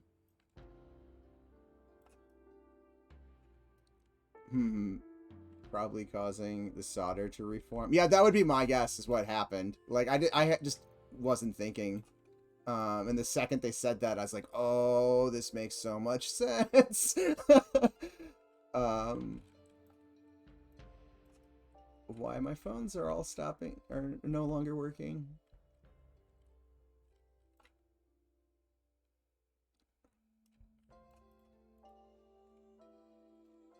So pro tip, if anybody does take a glass blowing class, leave your phone away from where you are doing, or away from the hot shop. That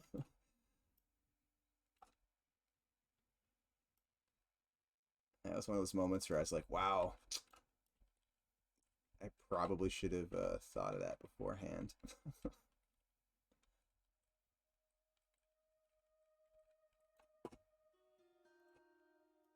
There's also a time where like cell phones were new enough that there was no like warning signs or anything like that. Like, hey, you guys might not want to bring your cell phones in here.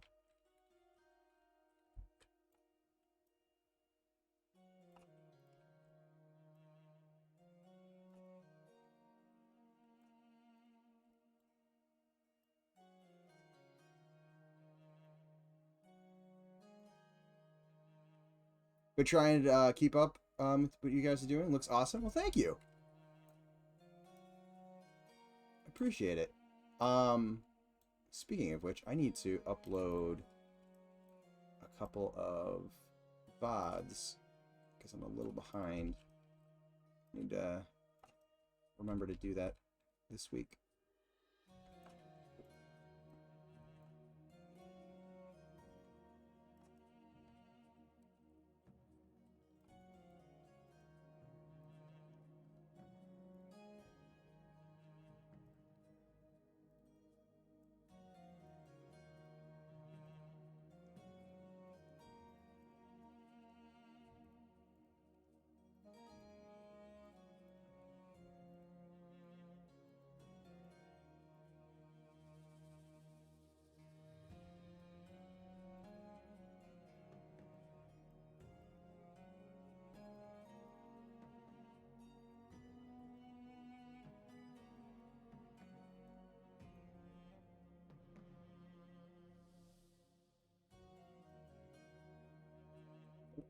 I'm gonna have to raise the floor up a little bit.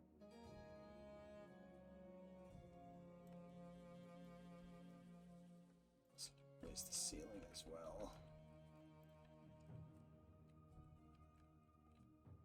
Okay, needs to go.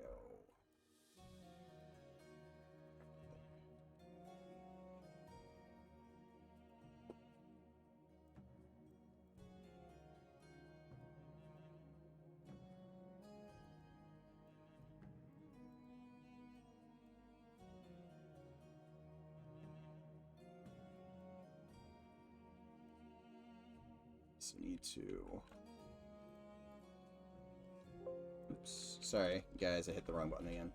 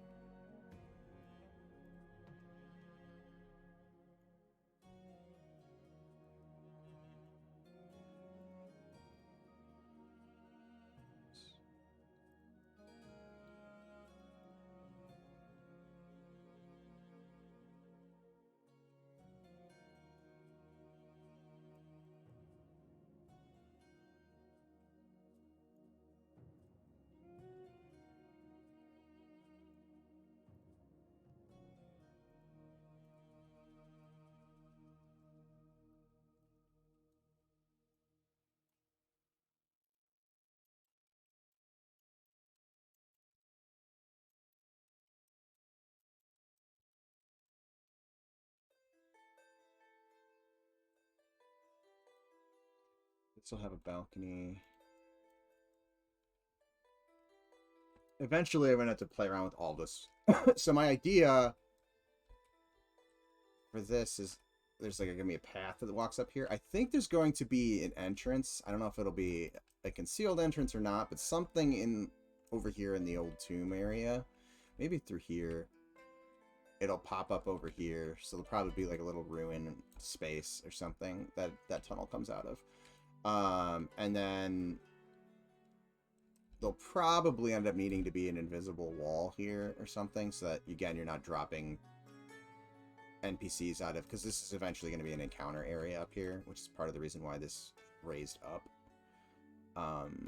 So I'll probably raise up the edge here a little bit, so you can't drop down mobs into that portion of the city. Them falling into this area is not as big a deal because there's a bunch of guards and stuff patrolling. But we didn't want them just, you know, you're running between here and people are just dropping whatever level mobs these end up being on top of your head. Eventually I need to go back in and actually like open these tombs up and actually play around with the layout, and I want to have some like interlinking and stuff between there. But that'll kind of go up into here. I'll probably push this back a little bit too, and have a little bit of interconnecting and stuff like that, to kind of expand on that encounter area. Where the heck do I throw the gnomes then? Well, you can still, you just got to go to a high spot that doesn't have you gated in. So like over here, you just throw them off here. That's a not good distance to fall in our game.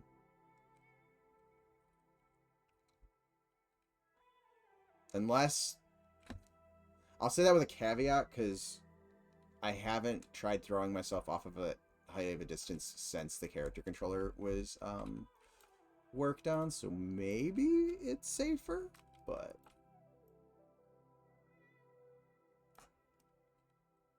last time I checked, it was not.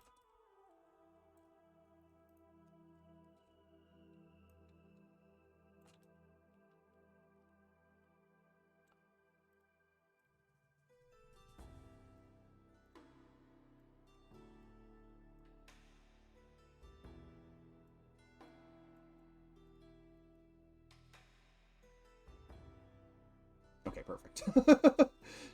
Is there going to be an ability to find hidden entrances, or just pass through walls like EQ? There's going to be a little bit of probably both. There are pass-through illusionary walls currently. I had at one point a hidden passage. It's currently not hidden. It was hidden in the old Shaded Dunes version of the city. There is going to be a hidden... It's currently an open passage in Wormsbane. There is going to be a hidden one. I just haven't set it up.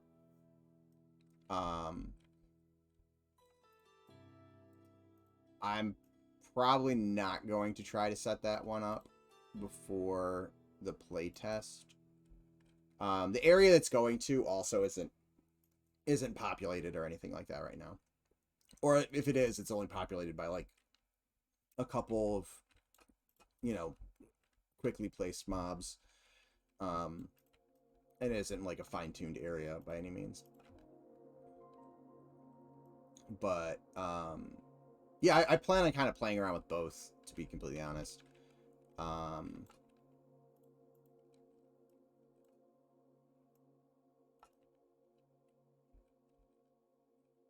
We've also talked about, you know, like,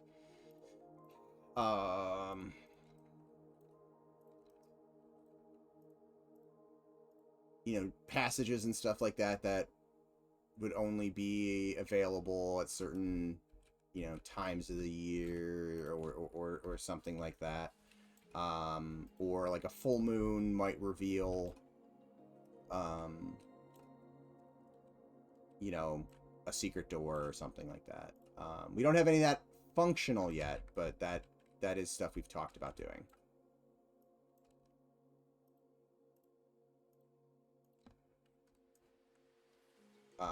To kind of interact more with like the phases of the moon and stuff like that.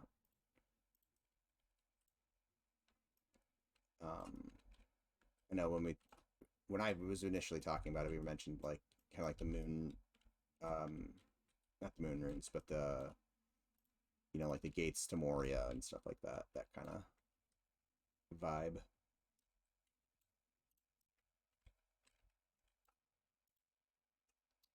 Yes, I'm still watching.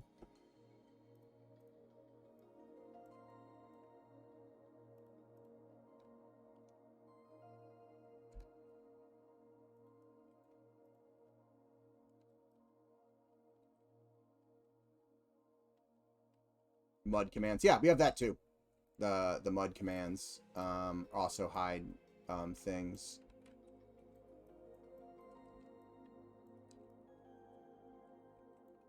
So, and we'll be expanding on some of this stuff as well.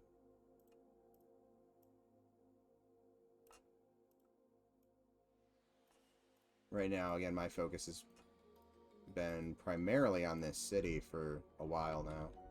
So it's nice to see it getting to a place where it's like it feels like it's almost there type of a situation in several areas. There's still Sageside still needs a bunch of work, but Sageside is a huge district. Same with whatchamacallit. Needs a lot of work. The Bends and High Point Terrace.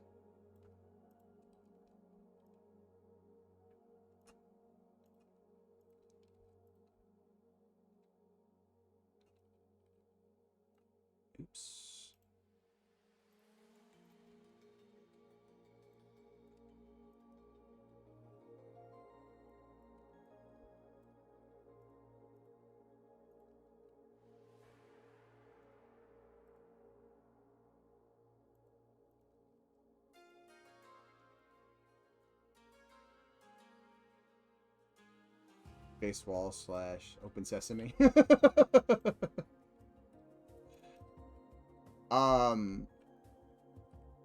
We've mentioned things like, again, kind of Gates of Moria, like having to say stuff to certain things and things along those lines. Again, none of that is actually like in terms of actually being set up.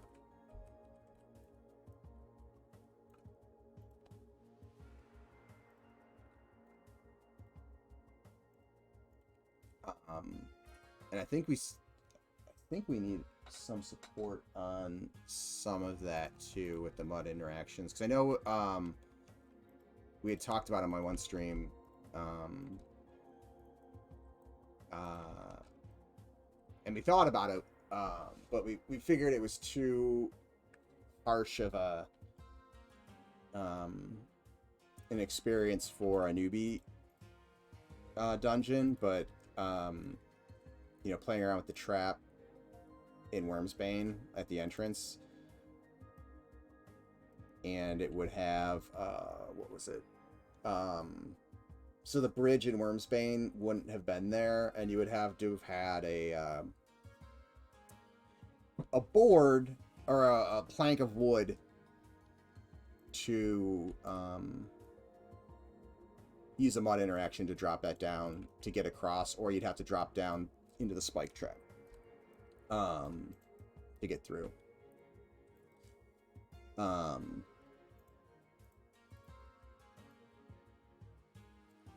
We liked the idea, but again, we kind of settled on it's probably a little too harsh for a low-level zone, especially because of the fall damage. So to drop down there, there's fall damage, 1, and then you're getting ganked by 2 skeletons mobs. So, like, it's already a pretty brutal way down. And then when you were training out, there was a lever going to be set up that would allow you to pull up the trapdoor for a couple seconds. So if you're training out, you could click on the thing and it would pull down and bring up the trapdoors, and you could run across, but if you're, you know, trailing by too far, you might be on it and it might drop out onto you again. And I figured it'd be kind of cool exit, like it would give you a lot of those memorable, like, oh crap moments, but yeah, it was one of those things that, like, so much adding up at such a low level, we're like, maybe we'll save that type of a MUD interaction, entrance, exit type thing for a later zone, where the fall damage itself isn't just gonna, like, murder a newbie.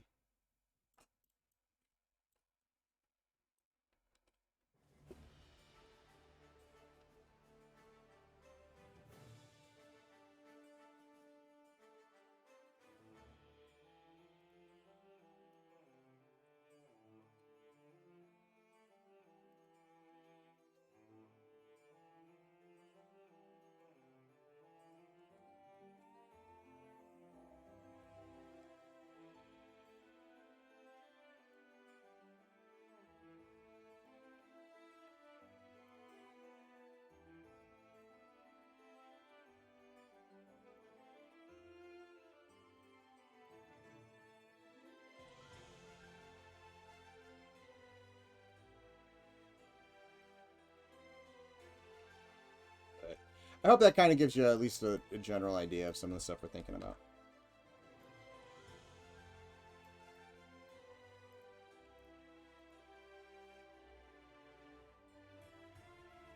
But I think, again, back to that trap thing, I don't think we have the support currently for MUD objects to actually interact with our static objects, which are like our doors and ramps and those types of things. So that's some support we need for the tech side, but you know, tech's been working on a lot of the stuff for the playtests lately, so it has not been put in yet. Sorry. Just stop yawning.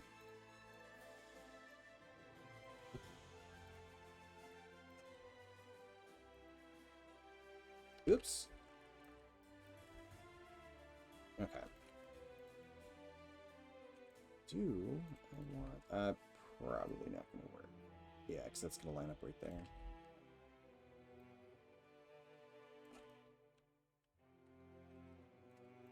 Could... Oops.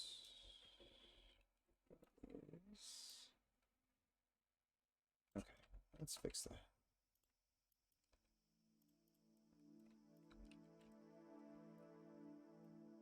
Much better.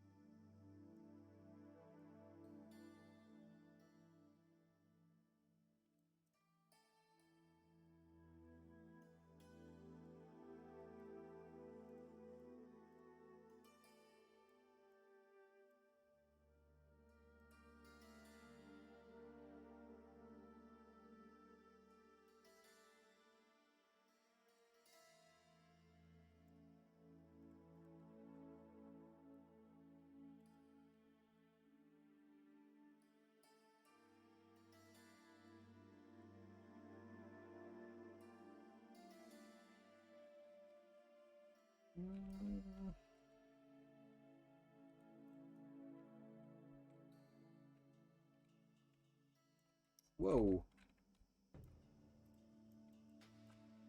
I need to eventually get these more lined up, but we'll do that later.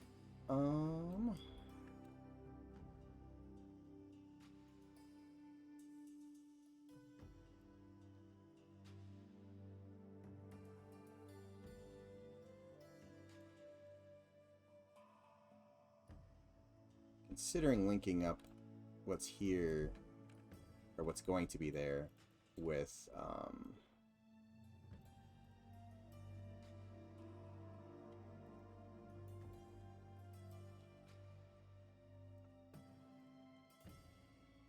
that other room that I was just moving around.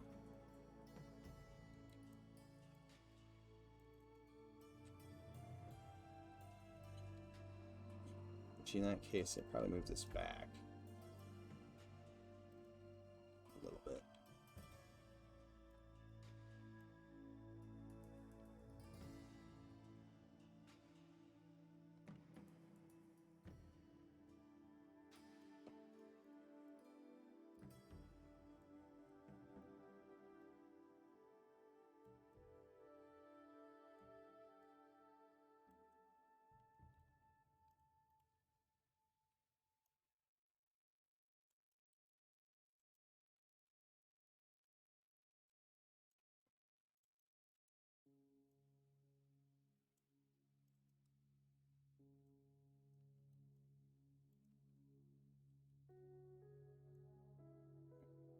And then we'll do a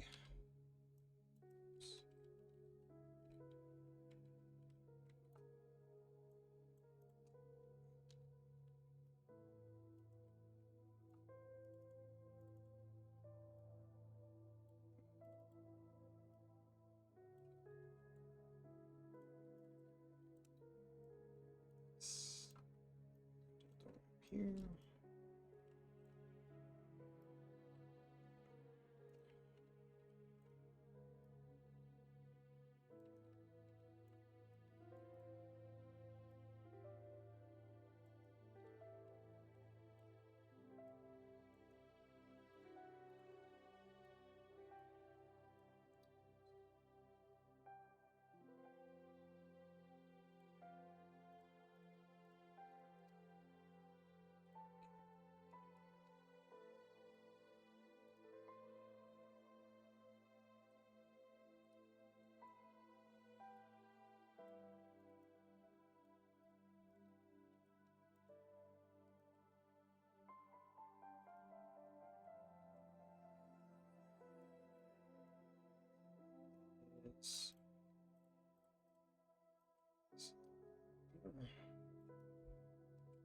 side room there, and I think I'm gonna do a room off the back end here as well.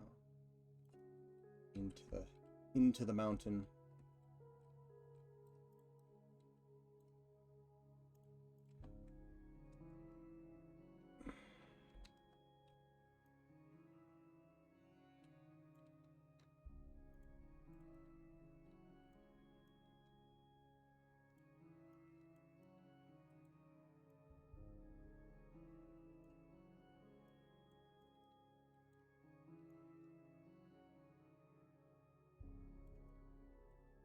Oops.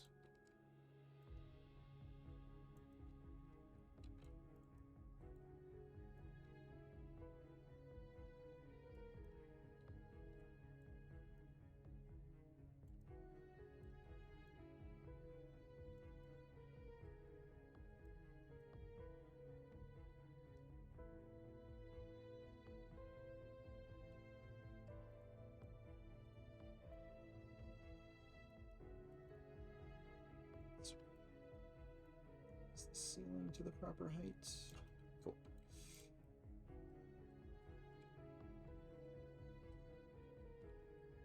Is that door? No, the door's right. For a second there, it looked a little large as I was flying around. Alright, so then I want a entrance.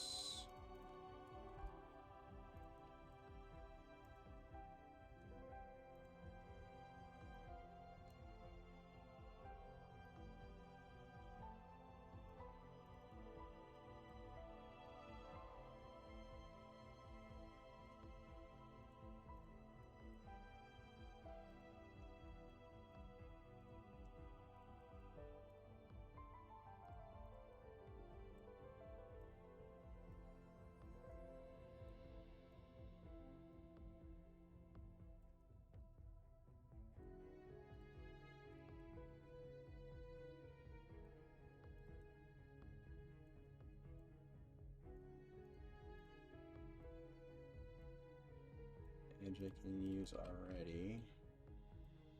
Oops. I'm always really good at not unselecting stuff in Pro Builder that I think I have unselected.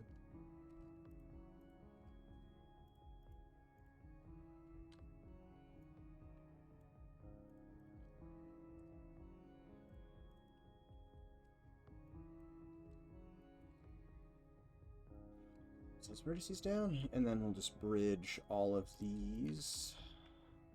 Close up.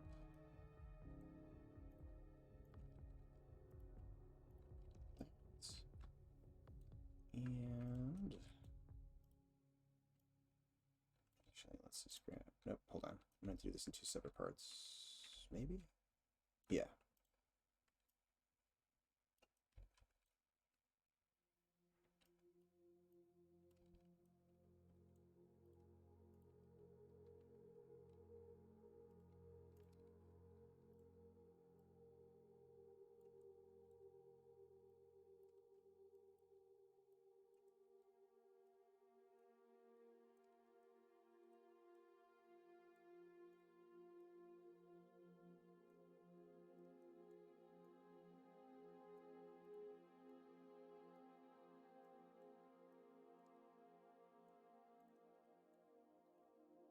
So I'm just kind of optimizing all of these because I've got way more edge loops running around in here than I need.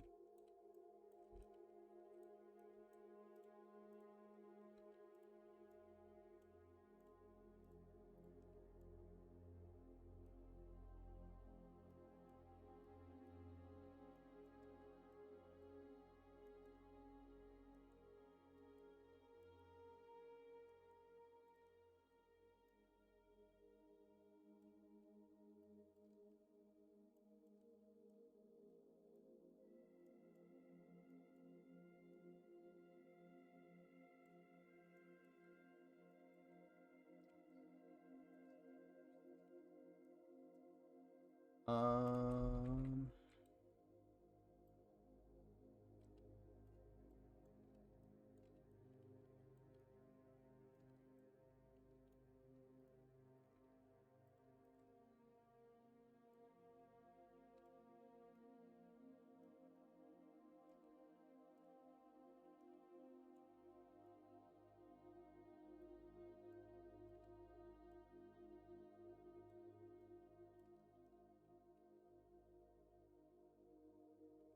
Oops, almost forgot that edge right there.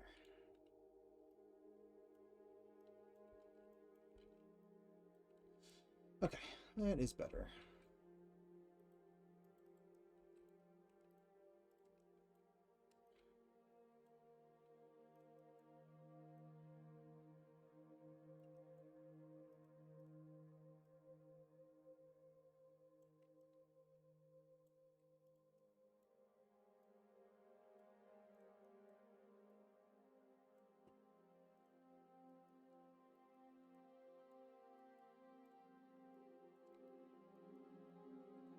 He's back down on them. So, keep selecting stuff on the other side of it. You could actually turn that off, but I find more often than not when you turn off the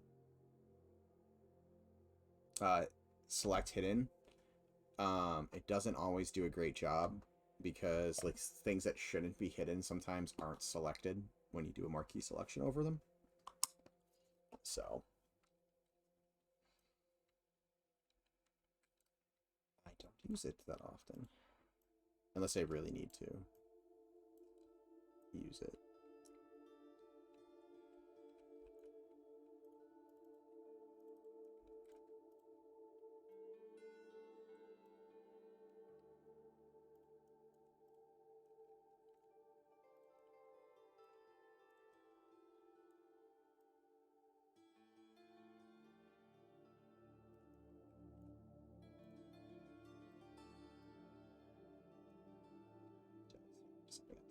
There. Awesome. That time I did, though. And that time.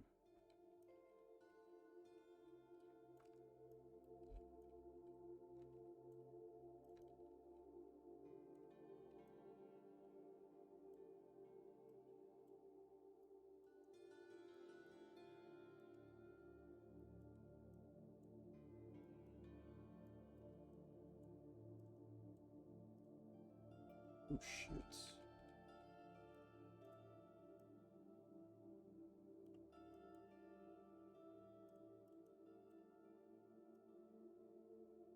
I forgot to deselect one of the edges when I moved that up. That's why that happened.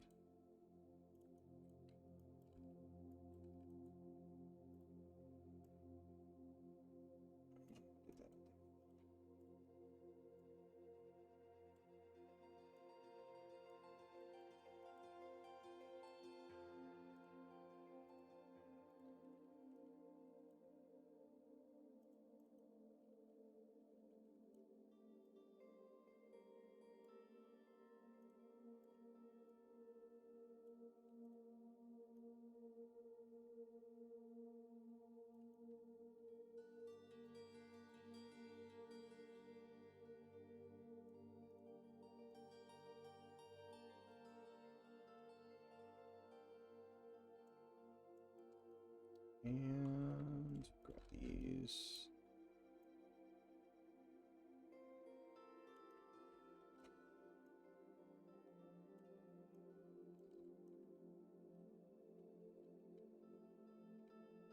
Cool. All right, much better.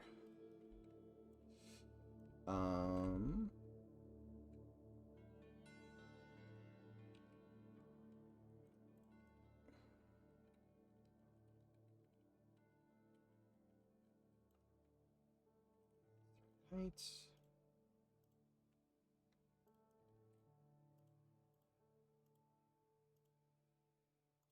Oops, I need to...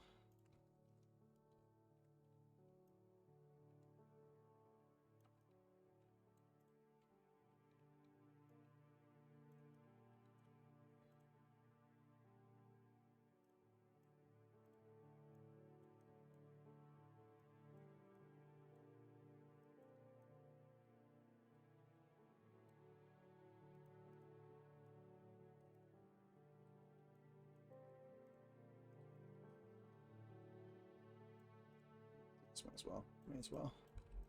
Alright, now I should be good to do this. I'm just trying to make sure I have all of the edges I need to extrude this up to add that kind of rim around the roof. Gonna extrude that side too. I may get rid of that later, but I'd rather just do it now and remove it later than decide I want it later. Let's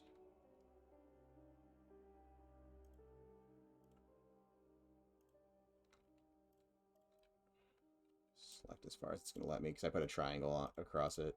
That was probably not the best idea, but whatever. Extrude.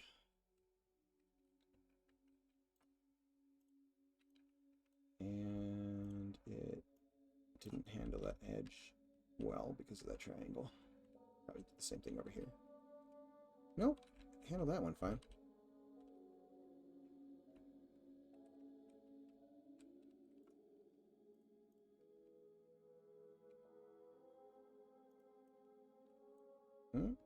Helps if I put the right material on it.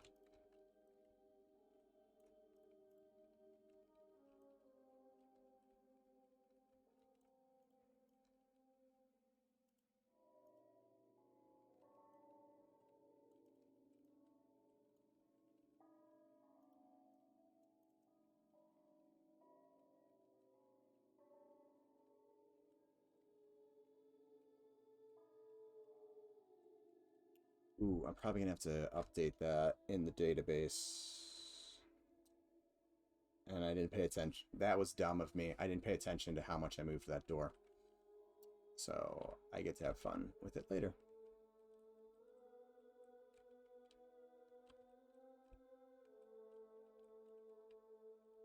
Because if I had paid attention and been like, oh, I shifted it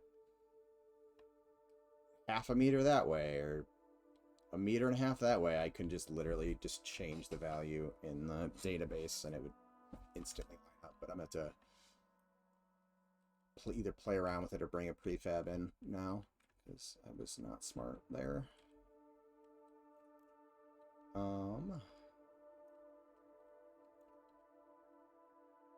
kind of want this to be... Do I want this to be a larger window? Or that was weird.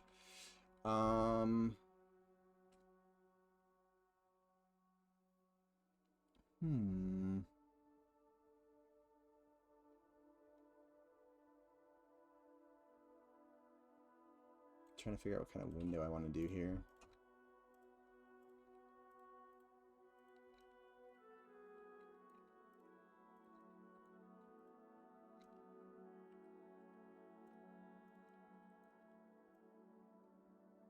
Oops.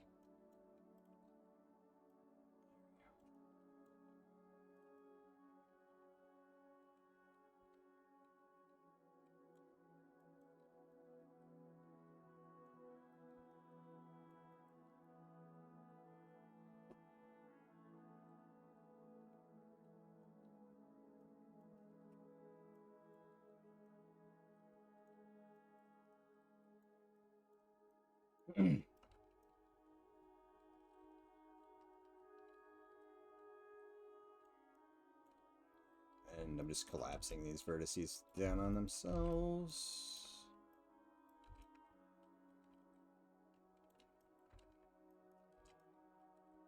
Cool. Alright, so let's...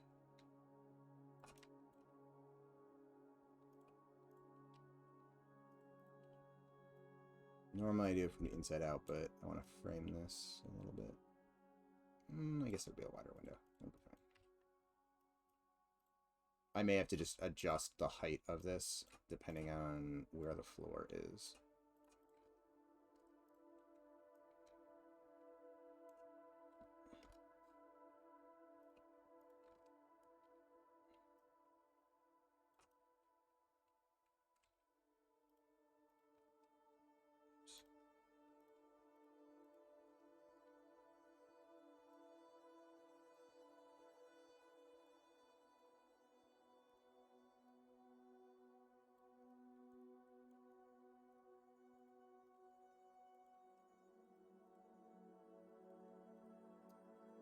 Such a thin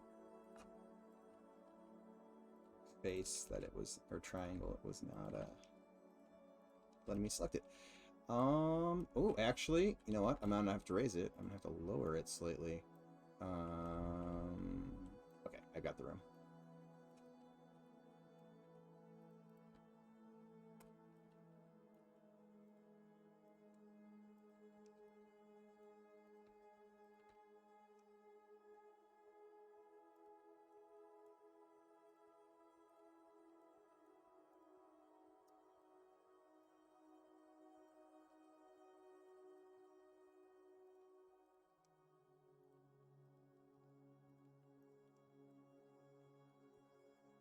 Cool. So, get that one.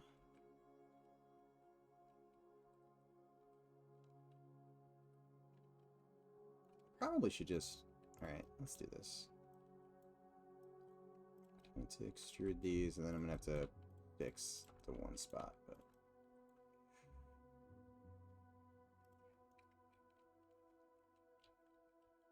And...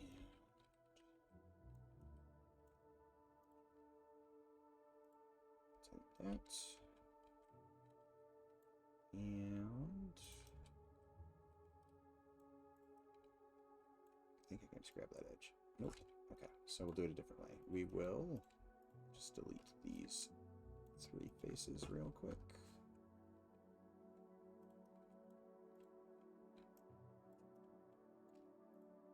Snap these here, and now I can just bridge that gap. And boom, it lines back up nice and neat.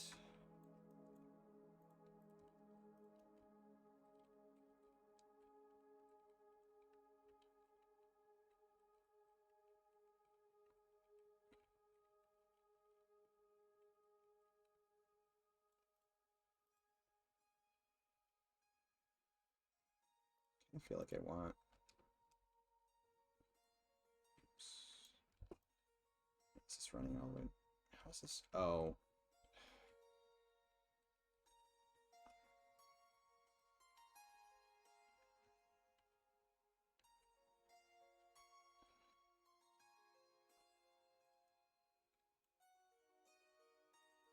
Let's fix this. So I was going to do it later. Now is later.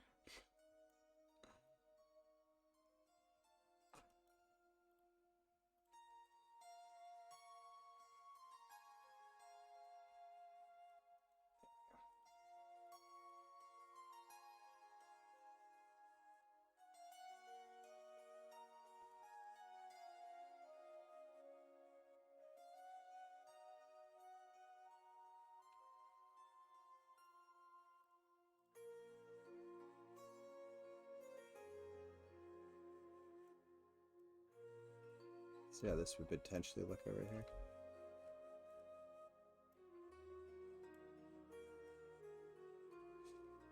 Y1. That is...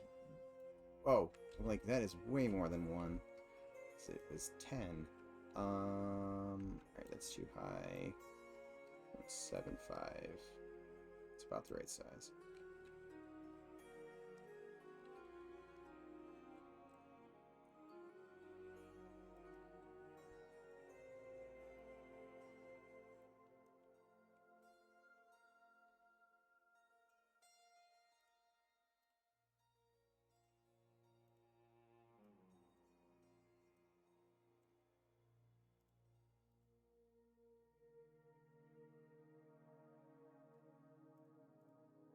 So, all that stuff I just did, I'm actually going to get rid of.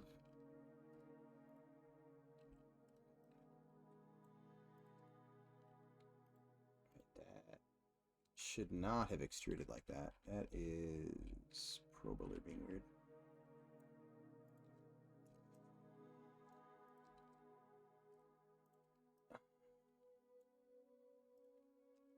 Also making me feel like I should probably... What is going on?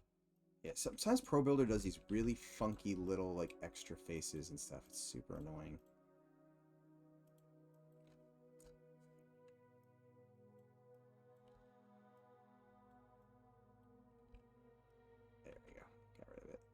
And I mean, any 3D program, I guess, can do those types of little funky bits every so often, but usually, I mean, I've straight up done an extrusion and been like, why are you all of a sudden adding all this extra geometry? So it definitely, whoops, that was not the right one. Yeah, we'll do it like this. Perfect.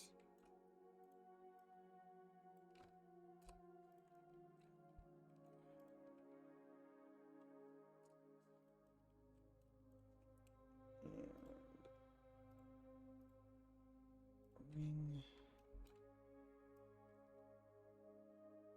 Extrude that.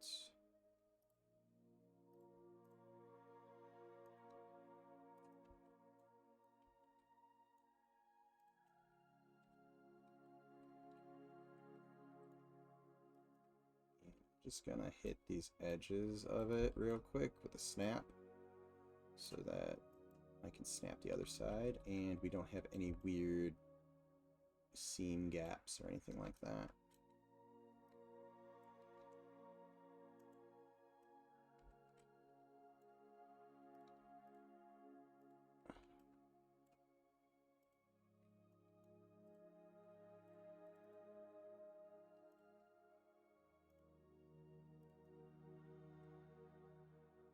How many bugs in the software do you have to work around?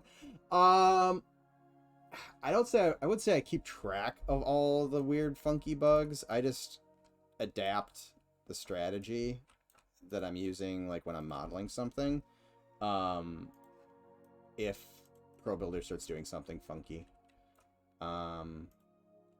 So yeah, I just like adapt it a little bit or just change the like how exactly I'm going about doing whatever it is I'm baking. But I think I want, oops, I can never delete the inside of these? Okay. I thought I did. Let's actually do that. There we go. But, I mean, which one was it? I think it was the bathhouse, actually. Yeah, I'm pretty sure it was the bathhouse. When I was, like,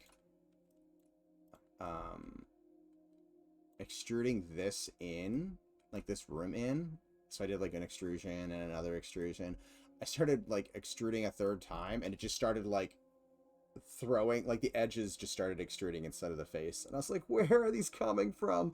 And then I ended up having to, like, instead of doing face extrusions, I deleted the face and extruded out the edges, and then bridged everything, and then added more edge loops and stuff to get more detail. But, yeah, sometimes the software just has a bug and doesn't want to do what you want it to do, so you just have to figure out, like, okay, what's the next best way of getting it to do what I want it to do. So you gotta outsmart the software at times.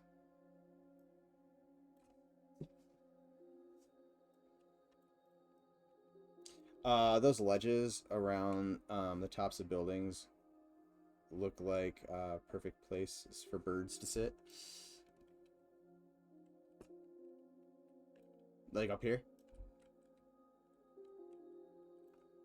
Come by the Night Harbor pigeons looking for caravan carts to poop on.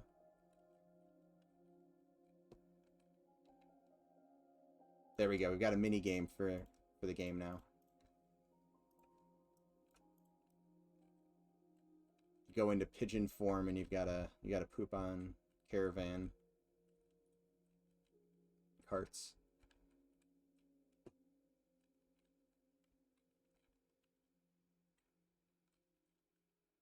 There was at one point I had wanted to do a VR game like that where you were a pigeon that would just fly around and poop on cars. But I think someone else actually did one, so that's why I never actually messed around with it.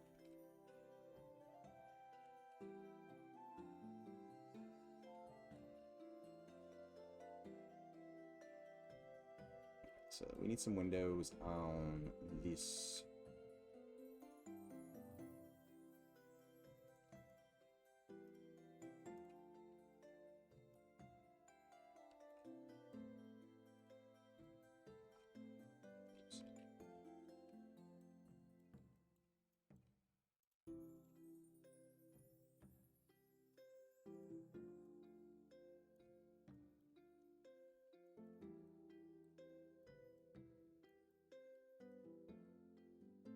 It's hard to have an original thought these days. Yeah, no, it you know, there's a lot of ideas already out there. I mean, eventually, sometimes you get brand new ideas.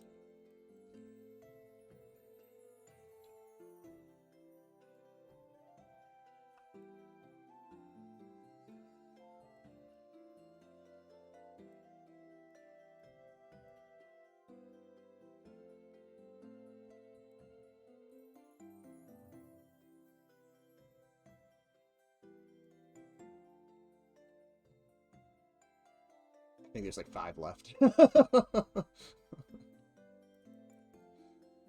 Might be being generous there, but yeah, completely new ideas that are like somewhat iterative on another idea or multiple ideas is definitely harder to come by.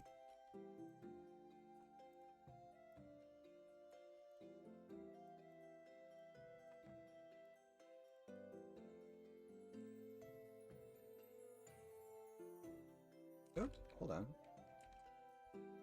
I forgot to move this wall up.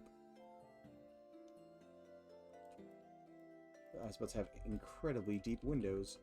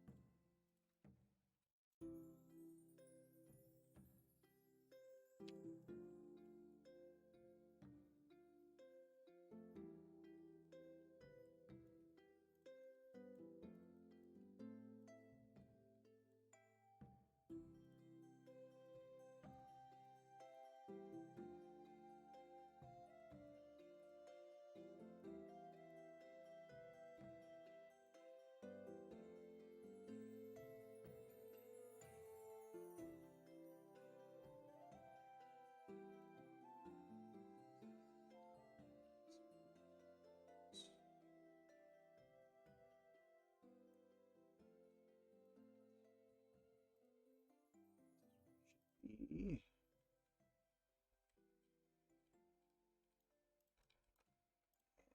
halfway mark.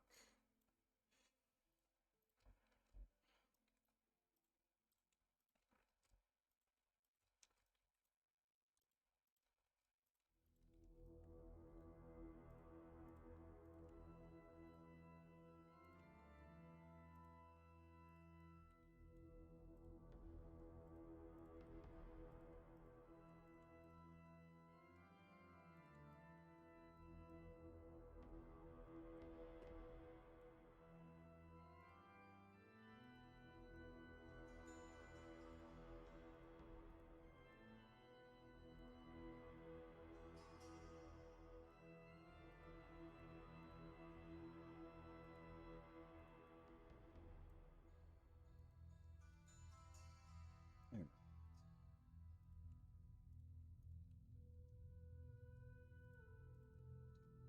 If I want to do any windows on the lower level,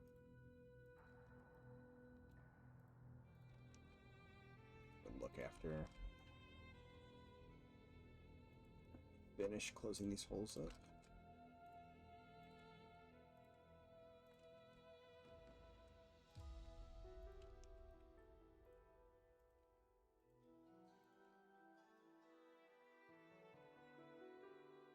Cool.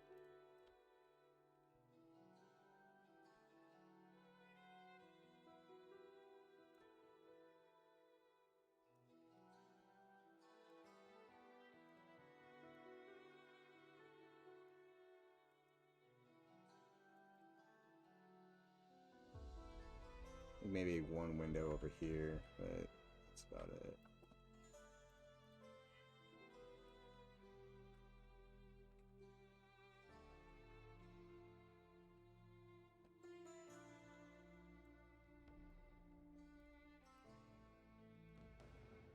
Again, I probably could do some over the sides, but like if I'm thinking lore-wise, it wouldn't make much sense to have windows facing the stinky tannery.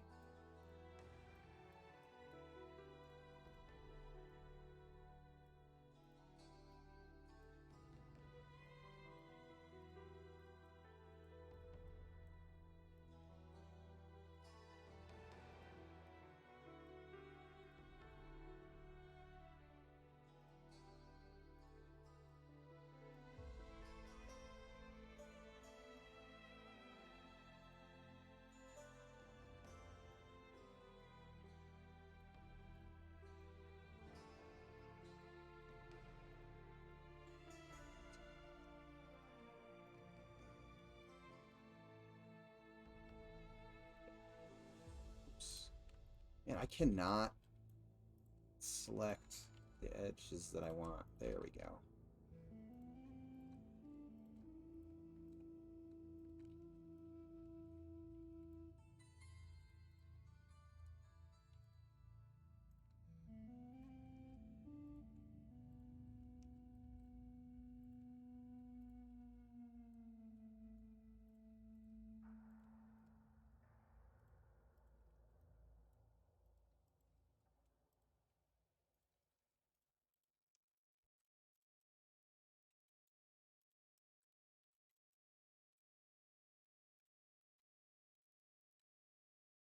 Um, I'm curious about the bathhouse. Will it serve a purpose? RP purposes. Um, yeah, there's one that has there's two bathhouses actually. Um, so there's this one, and then there's one that's in the garrison also. That is the home of a troll.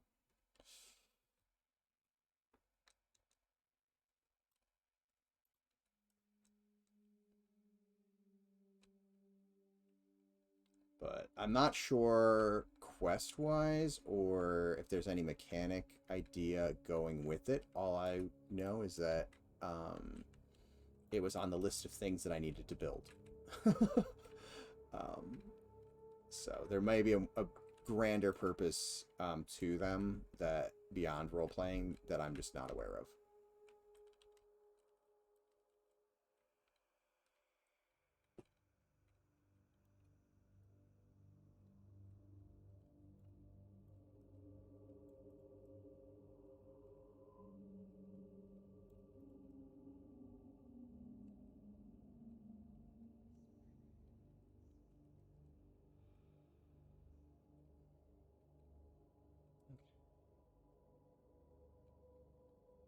I don't remember.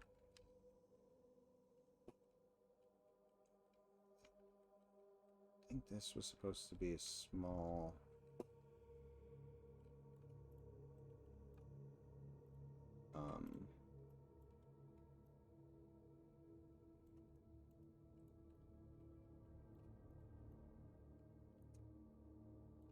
is this a small one room? I can't remember. I had a plan for this at one point.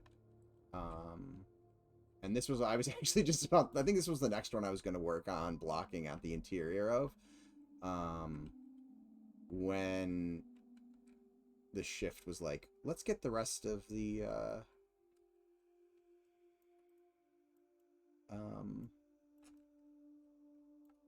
starting classes, or the classes, like, starting areas kind of fleshed out.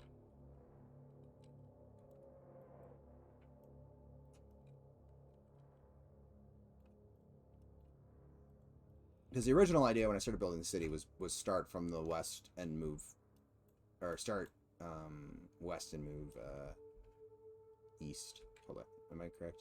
Yeah, southwest, east, yes, north. I can use a compass. But yeah, that was the initial idea. And then right around the time Simon joined, I had jumped over to start this, had Simon go over here, and then I started, you know, doing the kind of castery class areas. And then try to clean up the flow was the next part, because people were getting lost trying to get over here. So cleaned up some of the routes and stuff like that, just to make it easier to traverse and to, you know, have some points of interest and stuff like that to kind of, you know, catch your eye a little bit when you're, although it's a little bit more obscure than it was originally, because I changed this mountain and it makes it a little less easier to see. I think it'll be easier once this is no longer white. So we do that like a gray.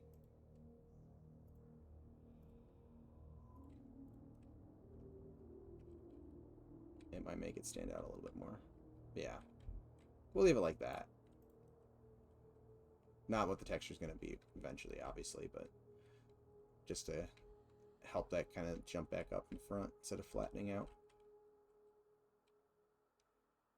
Hygiene stat that ticks down over time, reducing charisma along the way. Trolls and ogres excluded. Trolls and ogres, or maybe the broke this texture group too.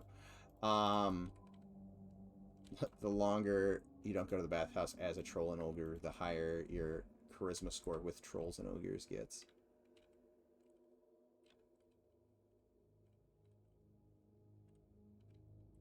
Okay. So I've got narrow.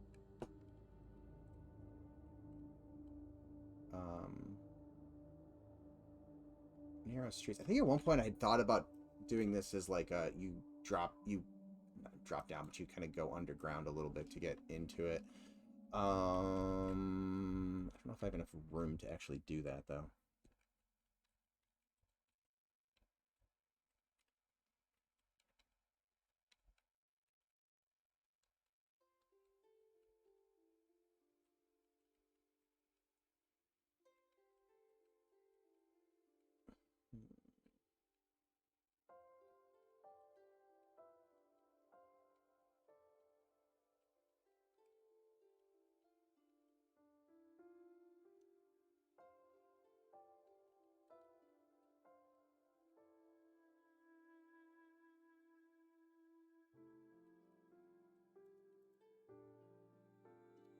I think it was right here. I was going to divide that.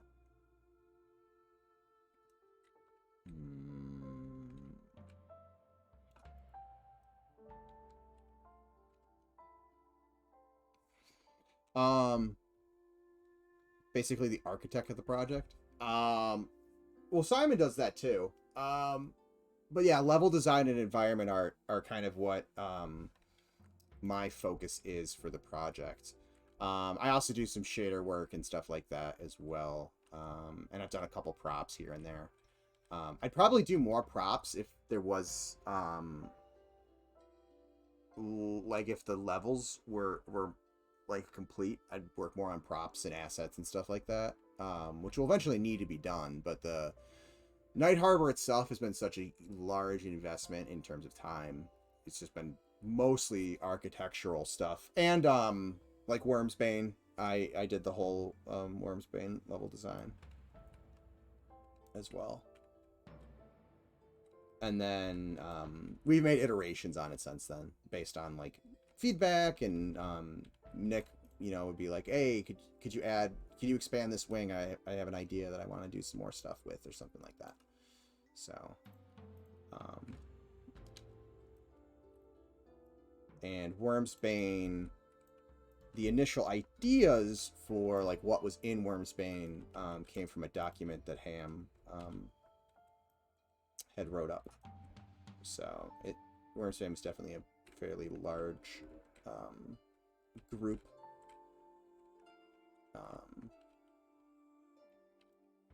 Group-based development.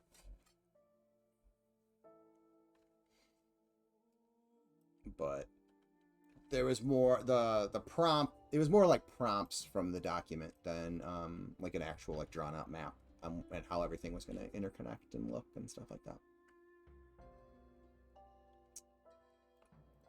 All right, so I need to eventually be able to get up there. Maybe instead of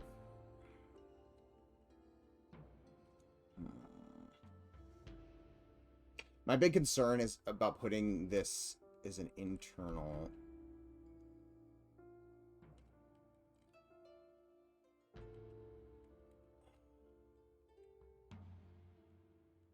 I guess I could just use this area as a stairwell. Because if I put it inside, it's going to take up a lot of this part of the structure.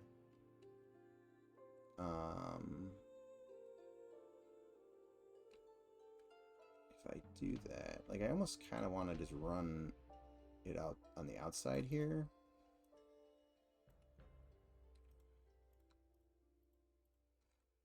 Let's just see what that would look like.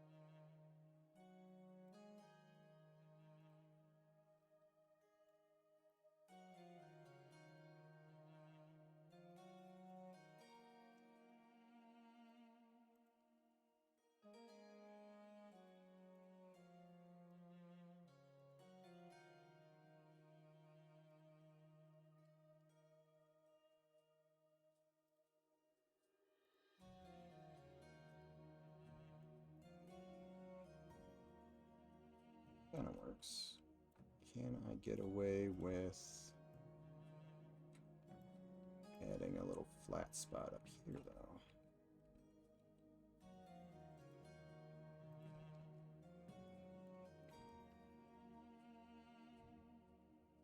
I don't hate that. Tell you guys what. Let's do one more thing real quick. And then I'm going to hop into the game.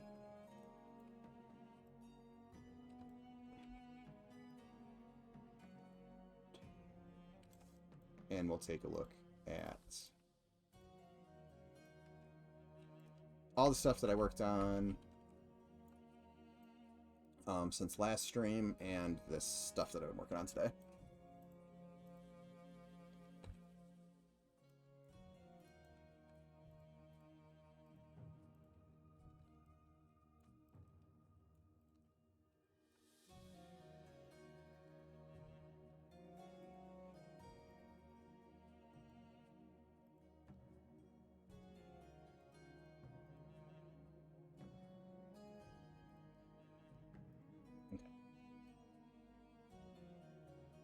So if that works, that would preserve this as a little area.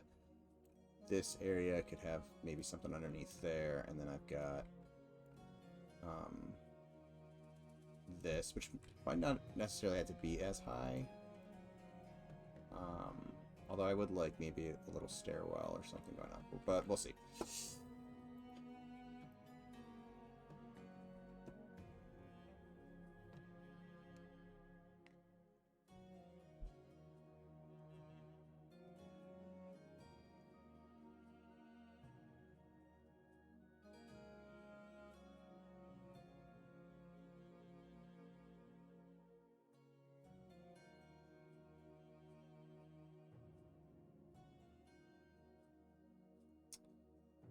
Sorry, it takes a second to save.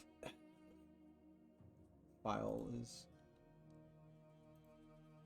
getting large. Okay. Let's play. And I think I remember to turn my sound back off, so you shouldn't get more music over the music that's playing. Well, it may take a second to log in. We'll see.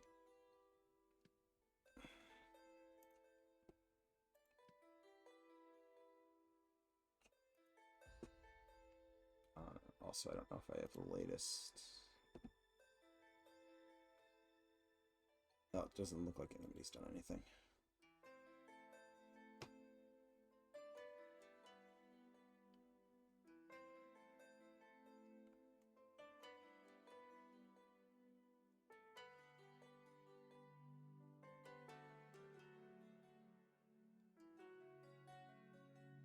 This is an area I'm looking forward to working on at some point.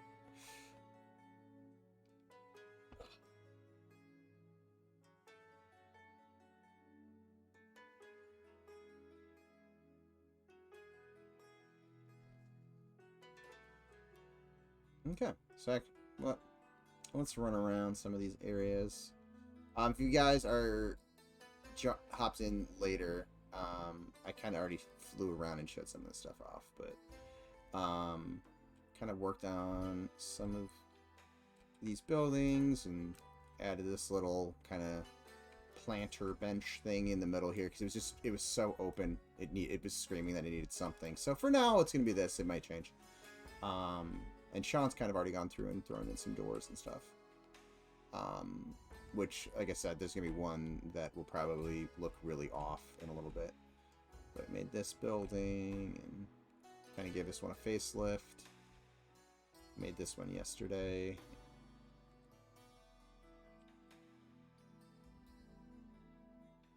So just, filling out what used to be just white cubes are now slowly becoming spaces. And again, the little ticks you're going to see in the frame rate are from playing in the editor. It's a lot smoother when you're in the client.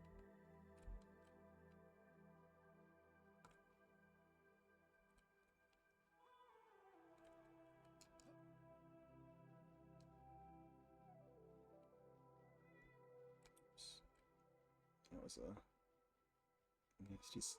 nasty spike there. But yeah, so just kind of, again, building out these buildings slowly. This one's just kind of a one-story little thing. These ones are blocked off from the inside. Or from the getting inside right now. So I don't think these doors aren't accessible at the moment. Yeah. And then this is that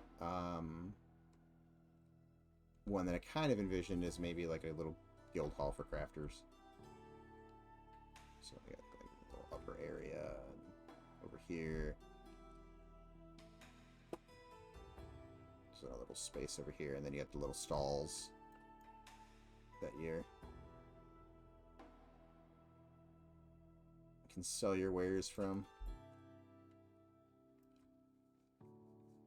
If you wanted to role play that. Let's go this way.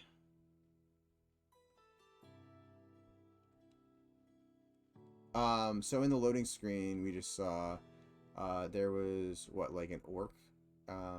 Is there future plans to make orcs, half-orcs as a playable race? Goblins we have, but we do not have orcs as a playable race.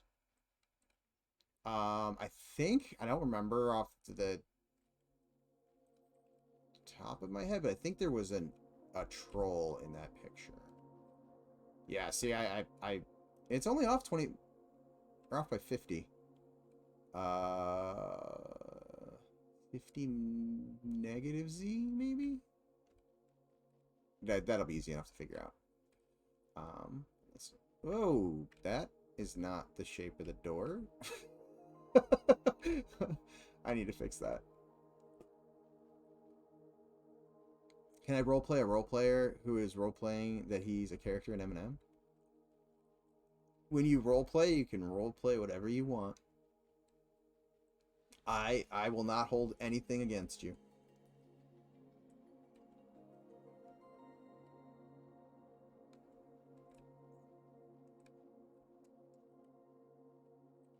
Cool. That works. I can't get in this building. Or no, I can. Oh, I changed the door on this one too. This one's off by, looks like 2 meters.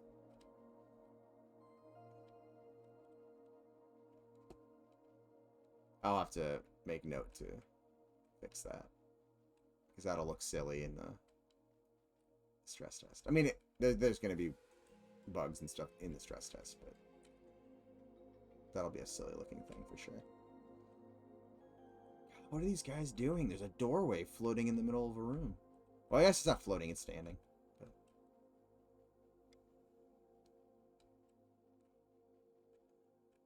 I kicked the door in.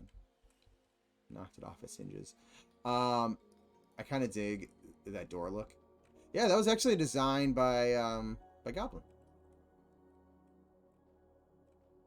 So technically, I think this was the front of the design and this was the back. But anyways, yeah. So you got these shapes to the door frame. Actually, I have a key. Hold on.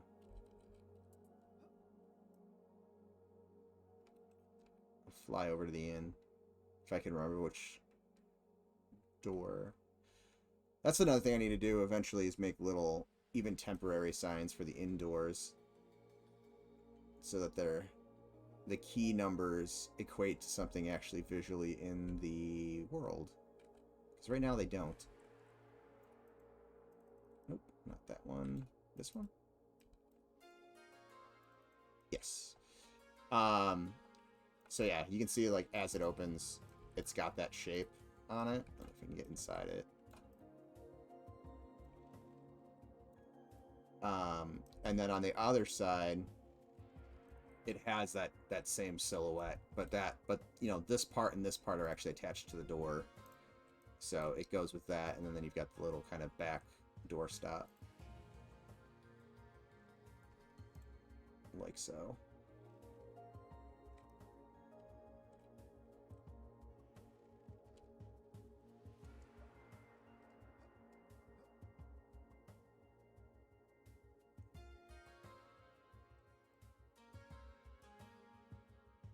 Go back over here and look at that little area I was just at. Okay, I'll let it pass as a troll. I think it was a troll that you're talking about. It was either a troll or a goblin.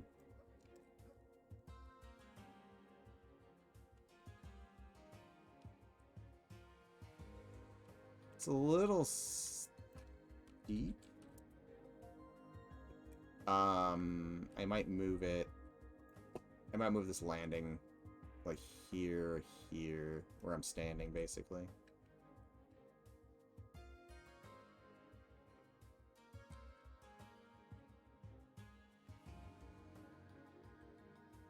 And I might push the start of it back a little bit. Or maybe not.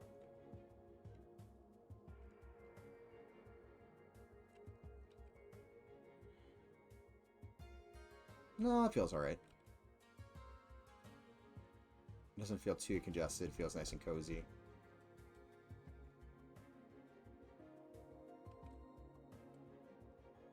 Okay, so... this... could have a... yeah, I think this will just have a doorway down here. And then... this will have a doorway.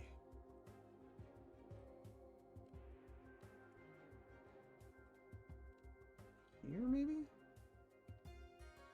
I guess I could have it here, too, but... I'll make it over here, just because it's more accessible, I guess.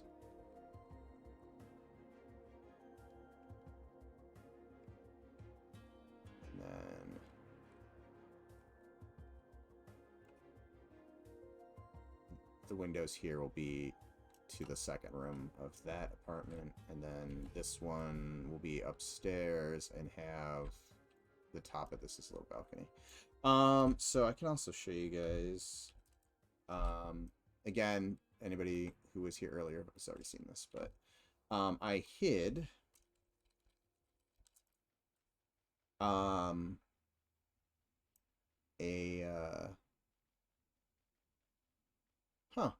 I don't think I've ever seen the fly animation actually have the run animation, or when you're flying have the run animation.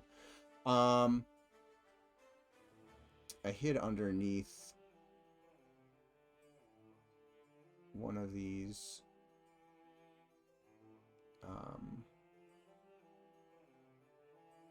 or actually there's several of these buildings. Oops, hold on a second. I went to the wrong spot.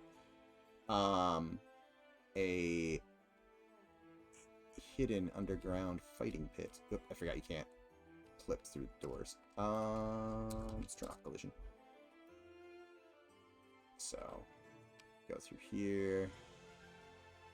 This goes to a... Well, there's a door on this side. But this goes into a... what will eventually be a camp. But yeah, so... This is intended to be a smaller little PvP arena. We don't have any of the PvP stuff set up, but I think Gary's going to take a stab at doing the first pass at it when we get there. So I just gave him a little area to work in. So yeah, you got all these spaces that people, that are watching the battle could be. I even made this little, like, officiation, or the official who's kind of overseeing the games up here. I kind of want to add a lever, so like you can click the lever and the doors open when there's eventually doors. And then if you're the fighter or fighters, you can run down this.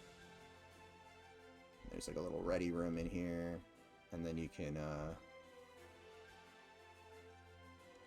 come over here, and there'd be a little, maybe even, it may not even be a lever down here. It might just be click on the door.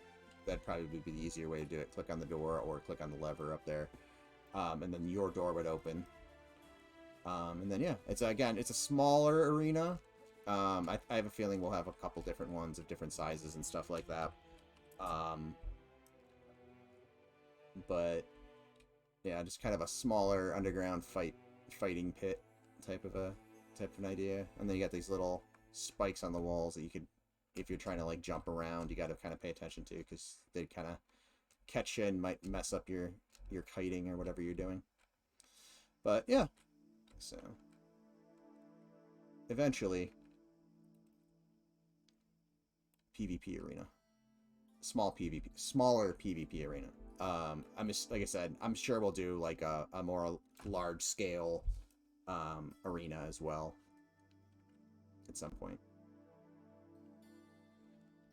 And mobs and beasts come out of the doors. That kind of stuff I kind of want to play around with when we get to a larger like arena style zone. Have almost, little doors and stuff that can open up, and then maybe there's like an NPC in the level that you can tell what type of match you want to do, and something with... Oh, Zukin's talking to me.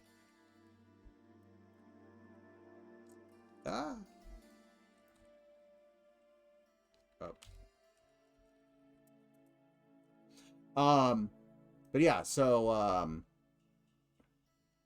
I think that'd be kind of cool. Like, you could have a couple different like preset games where maybe a monster spawns, or maybe there's like spike traps or stuff around in the space, just to change it up, as opposed to just, hey, here's an area where you can fight each other. Oh, Zukin wants me to go to slippery floor.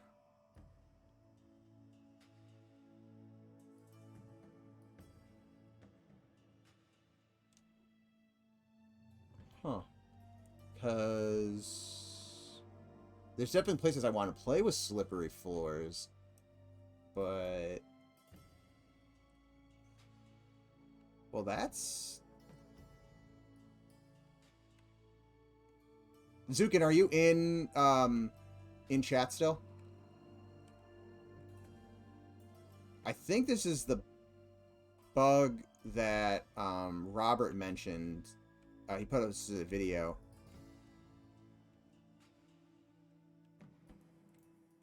Okay, I don't think he's in chat.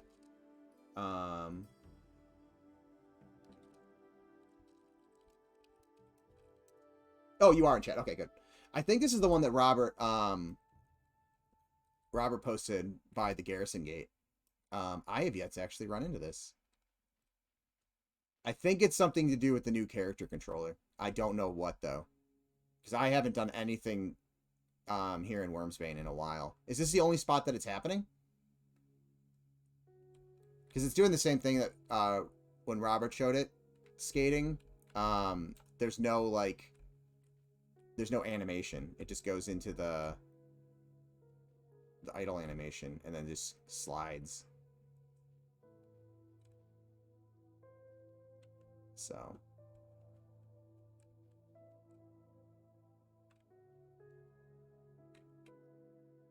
It's happening in other places in here too.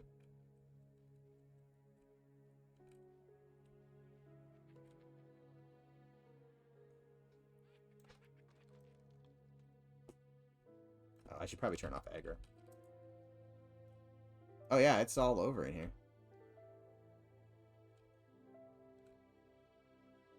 Yeah, I have a feeling there's something broken in the character controller. But no, there's definitely a spot. Actually, it's just over here. Actually, nope, this way. I want to play with slippery floors.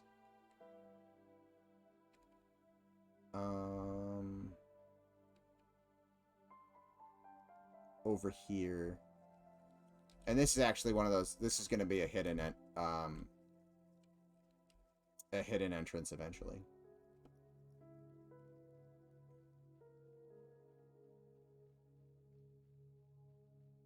But yeah, I kind of want to play with slippery floors right here. Ah. So, the 14 of you who just watched that will now know that there'll be slippery floors there and a pitfall trap. But don't tell anybody. I thought I had water. Huh, my water plane disappeared.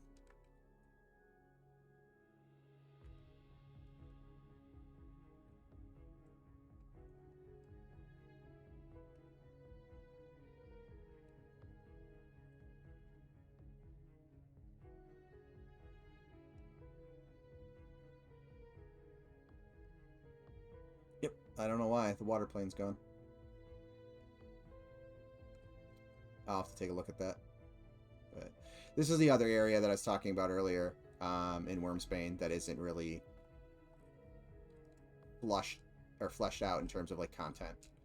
But we wanted to have another section that's more of like a cavernous underground area that will link up to a sewer over here. So you'd be able to spawn into Wormsbane from underneath. And I haven't built it out yet because the sewers haven't been built out. But you'll link to the sewers underneath Night Harbor. So you can zone in through there and then fight your way in as well.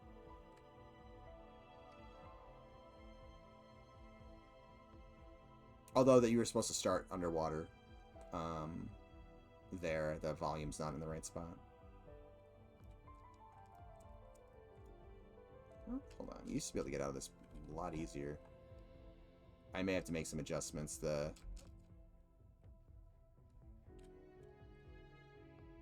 little bit of funkiness there.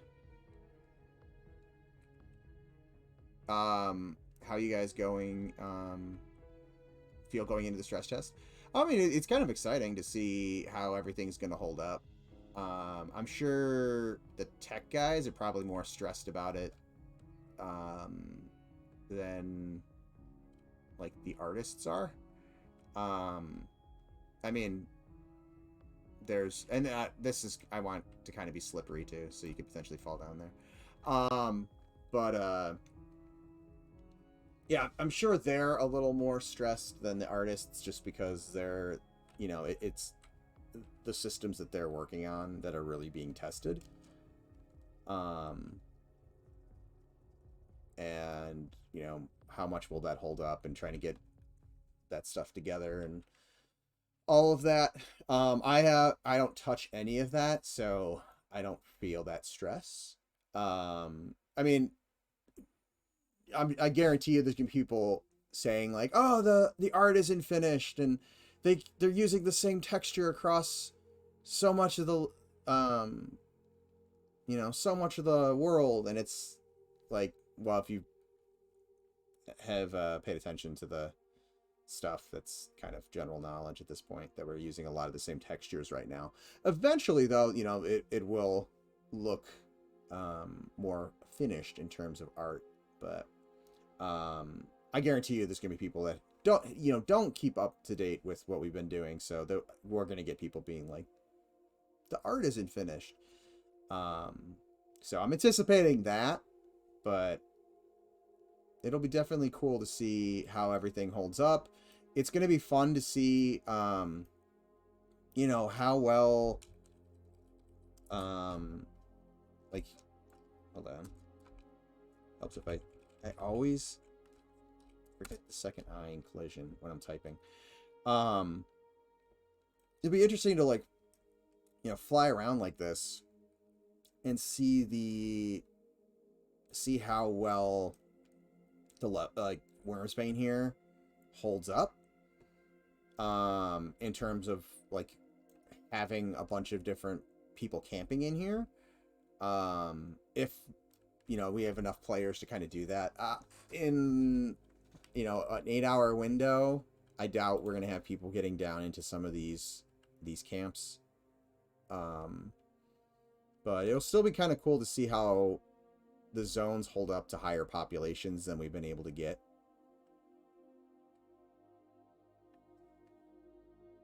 I think the textures and graphics are just aesthetics. The game mechanics is what makes a game. Very, very true. And you guys look like you guys are going in the right direction. Well, thank you. But yeah, the graphics will, you know, the environment art and the textures and stuff will improve over time as well. Zukin and Patrick have the characters looking pretty sharp these days, though.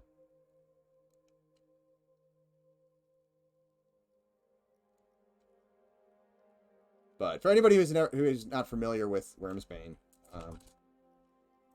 this is what I was talking about. So we've got this board here, and the idea had been that if you came in here, the board wouldn't be here. You'd have to interact it with the mud object. So you'd have to like slash inspect and place a plank, and then this would show up. If you didn't have a plank, you'd have to drop down here. And I still need to go back in and figure out why this trap isn't working. There's a spike trap that was here, and it stopped working for some reason. But yeah, there'd be a spike trap here that would cause damage, and you got some skeletons down here to whack on you. And for a low level experience, it seemed unusually harsh of a way to enter, to kind of have that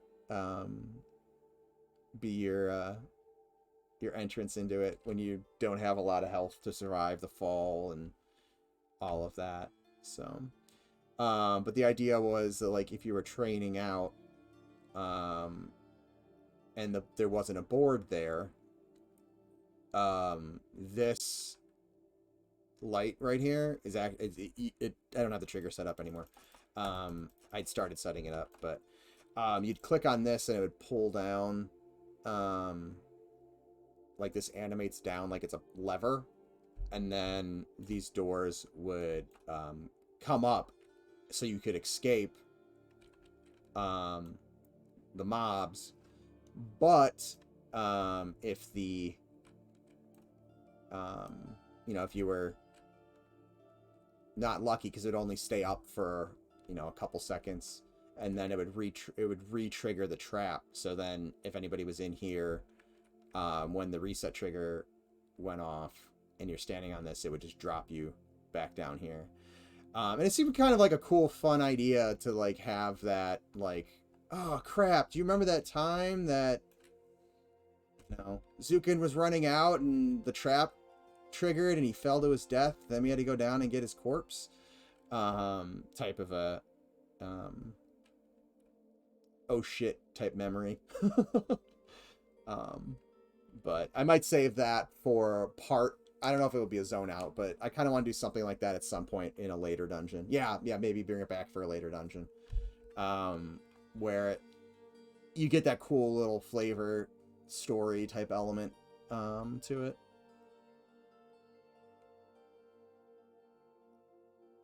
I don't play games for it to remind me of real life. Yeah, I think most people try to get it to escape. Did I just zone? Oh, that's possibly a new bug.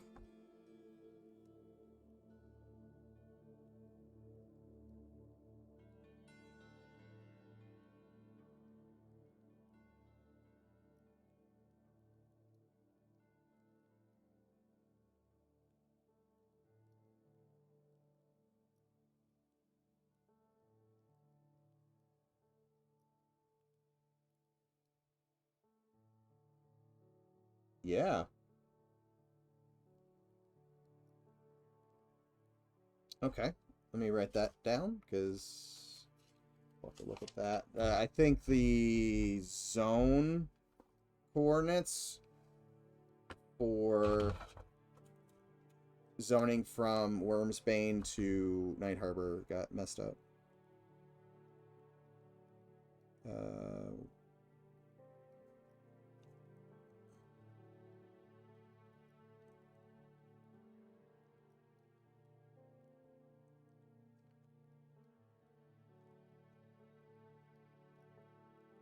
You in volume 2 zone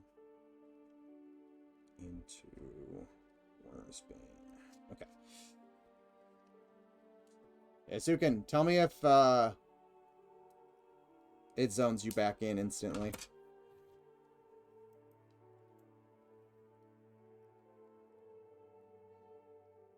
I'm not sure what would have changed. It's probably the landing coordinates got messed up in the database or something, if that's the case.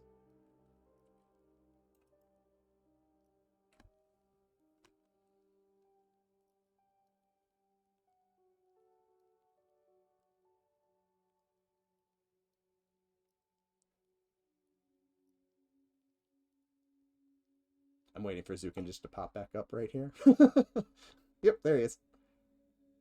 Yep. Okay. So yeah, that definitely something we'll have to look at. I bet you the database coordinates got messed up. Popped into Night Harbor for a second and back into Wormsbane. Yeah. So yeah, something there broke. I'm gonna actually hop out real quick and double check that like the volume or something didn't get moved in the scene.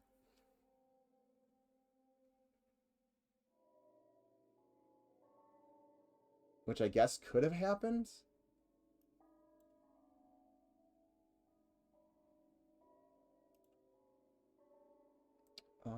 Let's load the subscenes so I can see where everything is.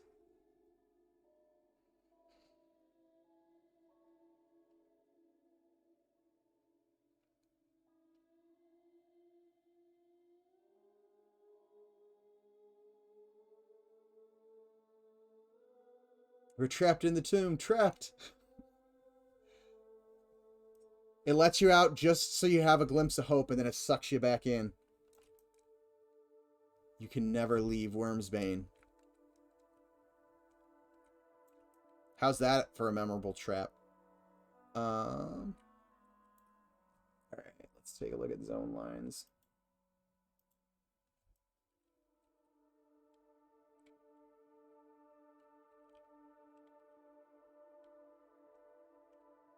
Oh, that should be fine. What's this little thing?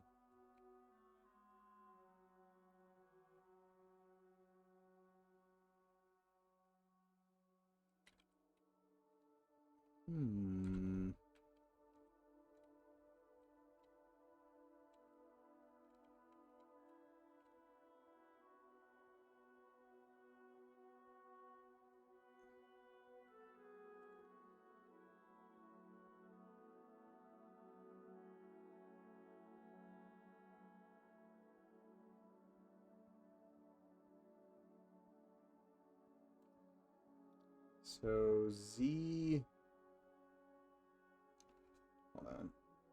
Better pen. That pen I was writing with was a piece of crap. Let's see if we can fix this real quick. Actually, it won't actually fix, but I can see if it's wrong. Z negative 20 or 271.877. And we want a number larger than that in Wormsbane.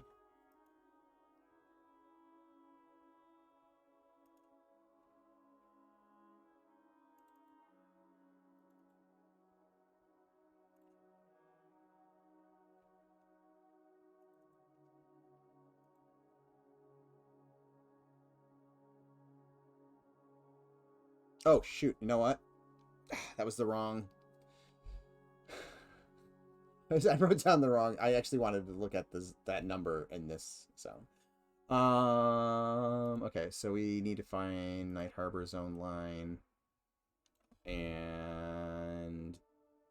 let me write down these numbers.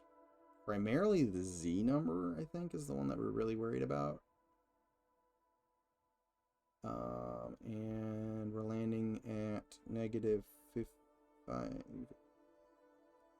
85.8306. Pickle Rick 42, thank you for the follow and welcome to the chat. Okay, so let's go back to Night Harbor.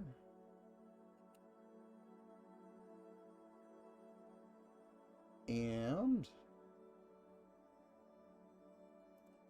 load our subscenes again.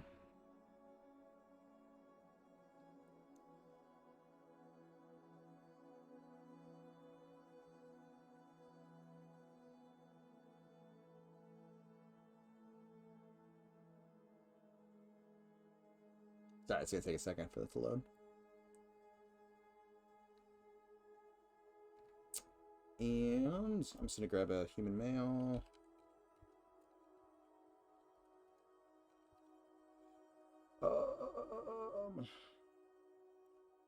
Human male prefab.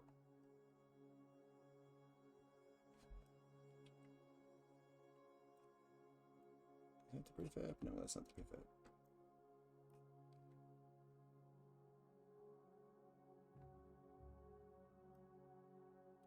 There he is.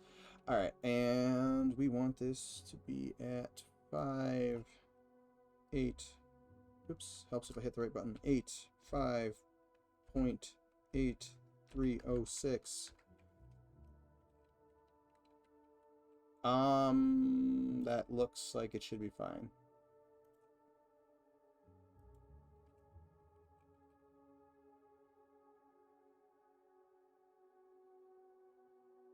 I bet you there was a change to the character controller. This capsule. And the capsule is probably just large enough that it's overlapping. So what I'm going to do to attempt to fix this is we'll just move this zone line to like that.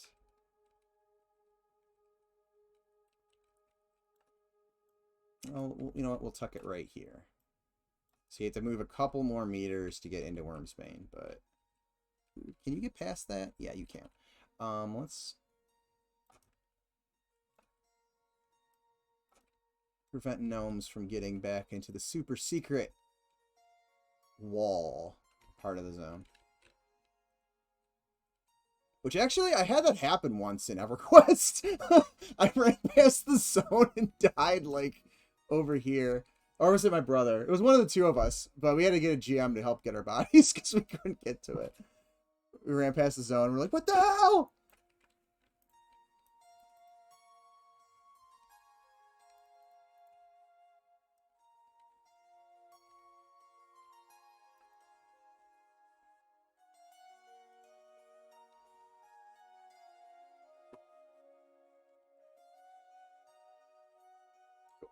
Alright, so that should update and should fix that problem once the server rebuilds.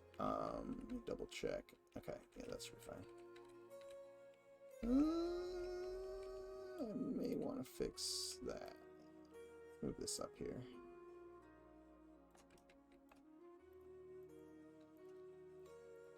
So now you can see that gap. And if you can see the gap, it means gnomes can probably get into the gap. And then gnome can fall through world. So now you can't see gap, so now gnome can't fit in gap. Although the gnomes fitting into places was a much larger issue before we scaled them up. Because originally they were like half a meter in height, and when they would get the shrink spell on them, they were like microscopic, and they could basically get wherever the hell they wanted to. Okay, so this should be all set and should be good. I should probably delete this dude so he's not sitting there in the world when I push this later. So let me bake the nav mesh real quick, and then I'm going to wrap up the stream for today. Gnome fall through world, ship it. All right, guys, thanks a lot for hanging out with me this afternoon. If anybody is not aware of what we're working on or is new to the project, we are making an indie MMORPG titled Monsters and Memories. It's very influenced by the first generation of MMOs. So think of the kind of classics, your EverQuests, your Ultima Onlines, your RuneScape, your Dark Age of Camelot. Like that era is kind of what we're that's really influencing a lot of our design decisions and aesthetic decisions. Excuse me. That is our Discord. If you have any questions, feel free to hop in there. Also, like I mentioned earlier in the stream, we are doing a stress test a week from Friday and Saturday. So there should be 2 4-hour windows. We haven't announced those times yet, so you'll want to be in Discord because we'll be more than likely announcing it there. And yeah, hopefully you are all able to join, and we'll see how many of us can break stuff. But hopefully we have enough stability that you guys can also get a chance to play around and see, how the game's already feeling and kind of where we're at in terms of development. This is our mailing list. If you would like to join that, you can stay up to date with things that are going on with the game and the development.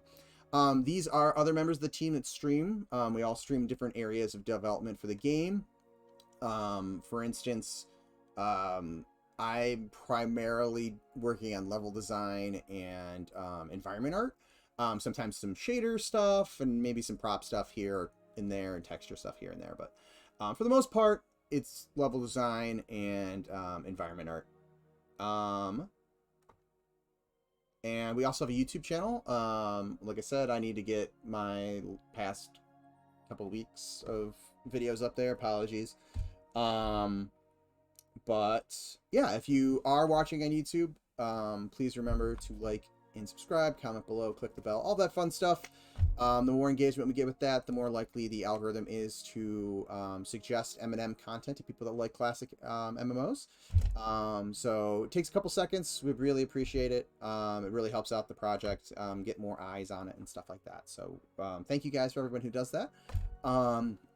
if you are watching on YouTube and you would like to join in on my live chats, you should see a link somewhere in the description below to my Twitch channel, Paytus the Ranger.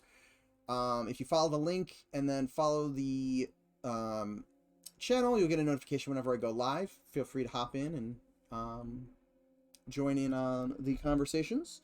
I always love seeing new people in here. Also, my stream times are usually Wednesdays at 1 p.m. and Mondays at 8 p.m. Eastern Standard Time. My schedule might get a little hectic.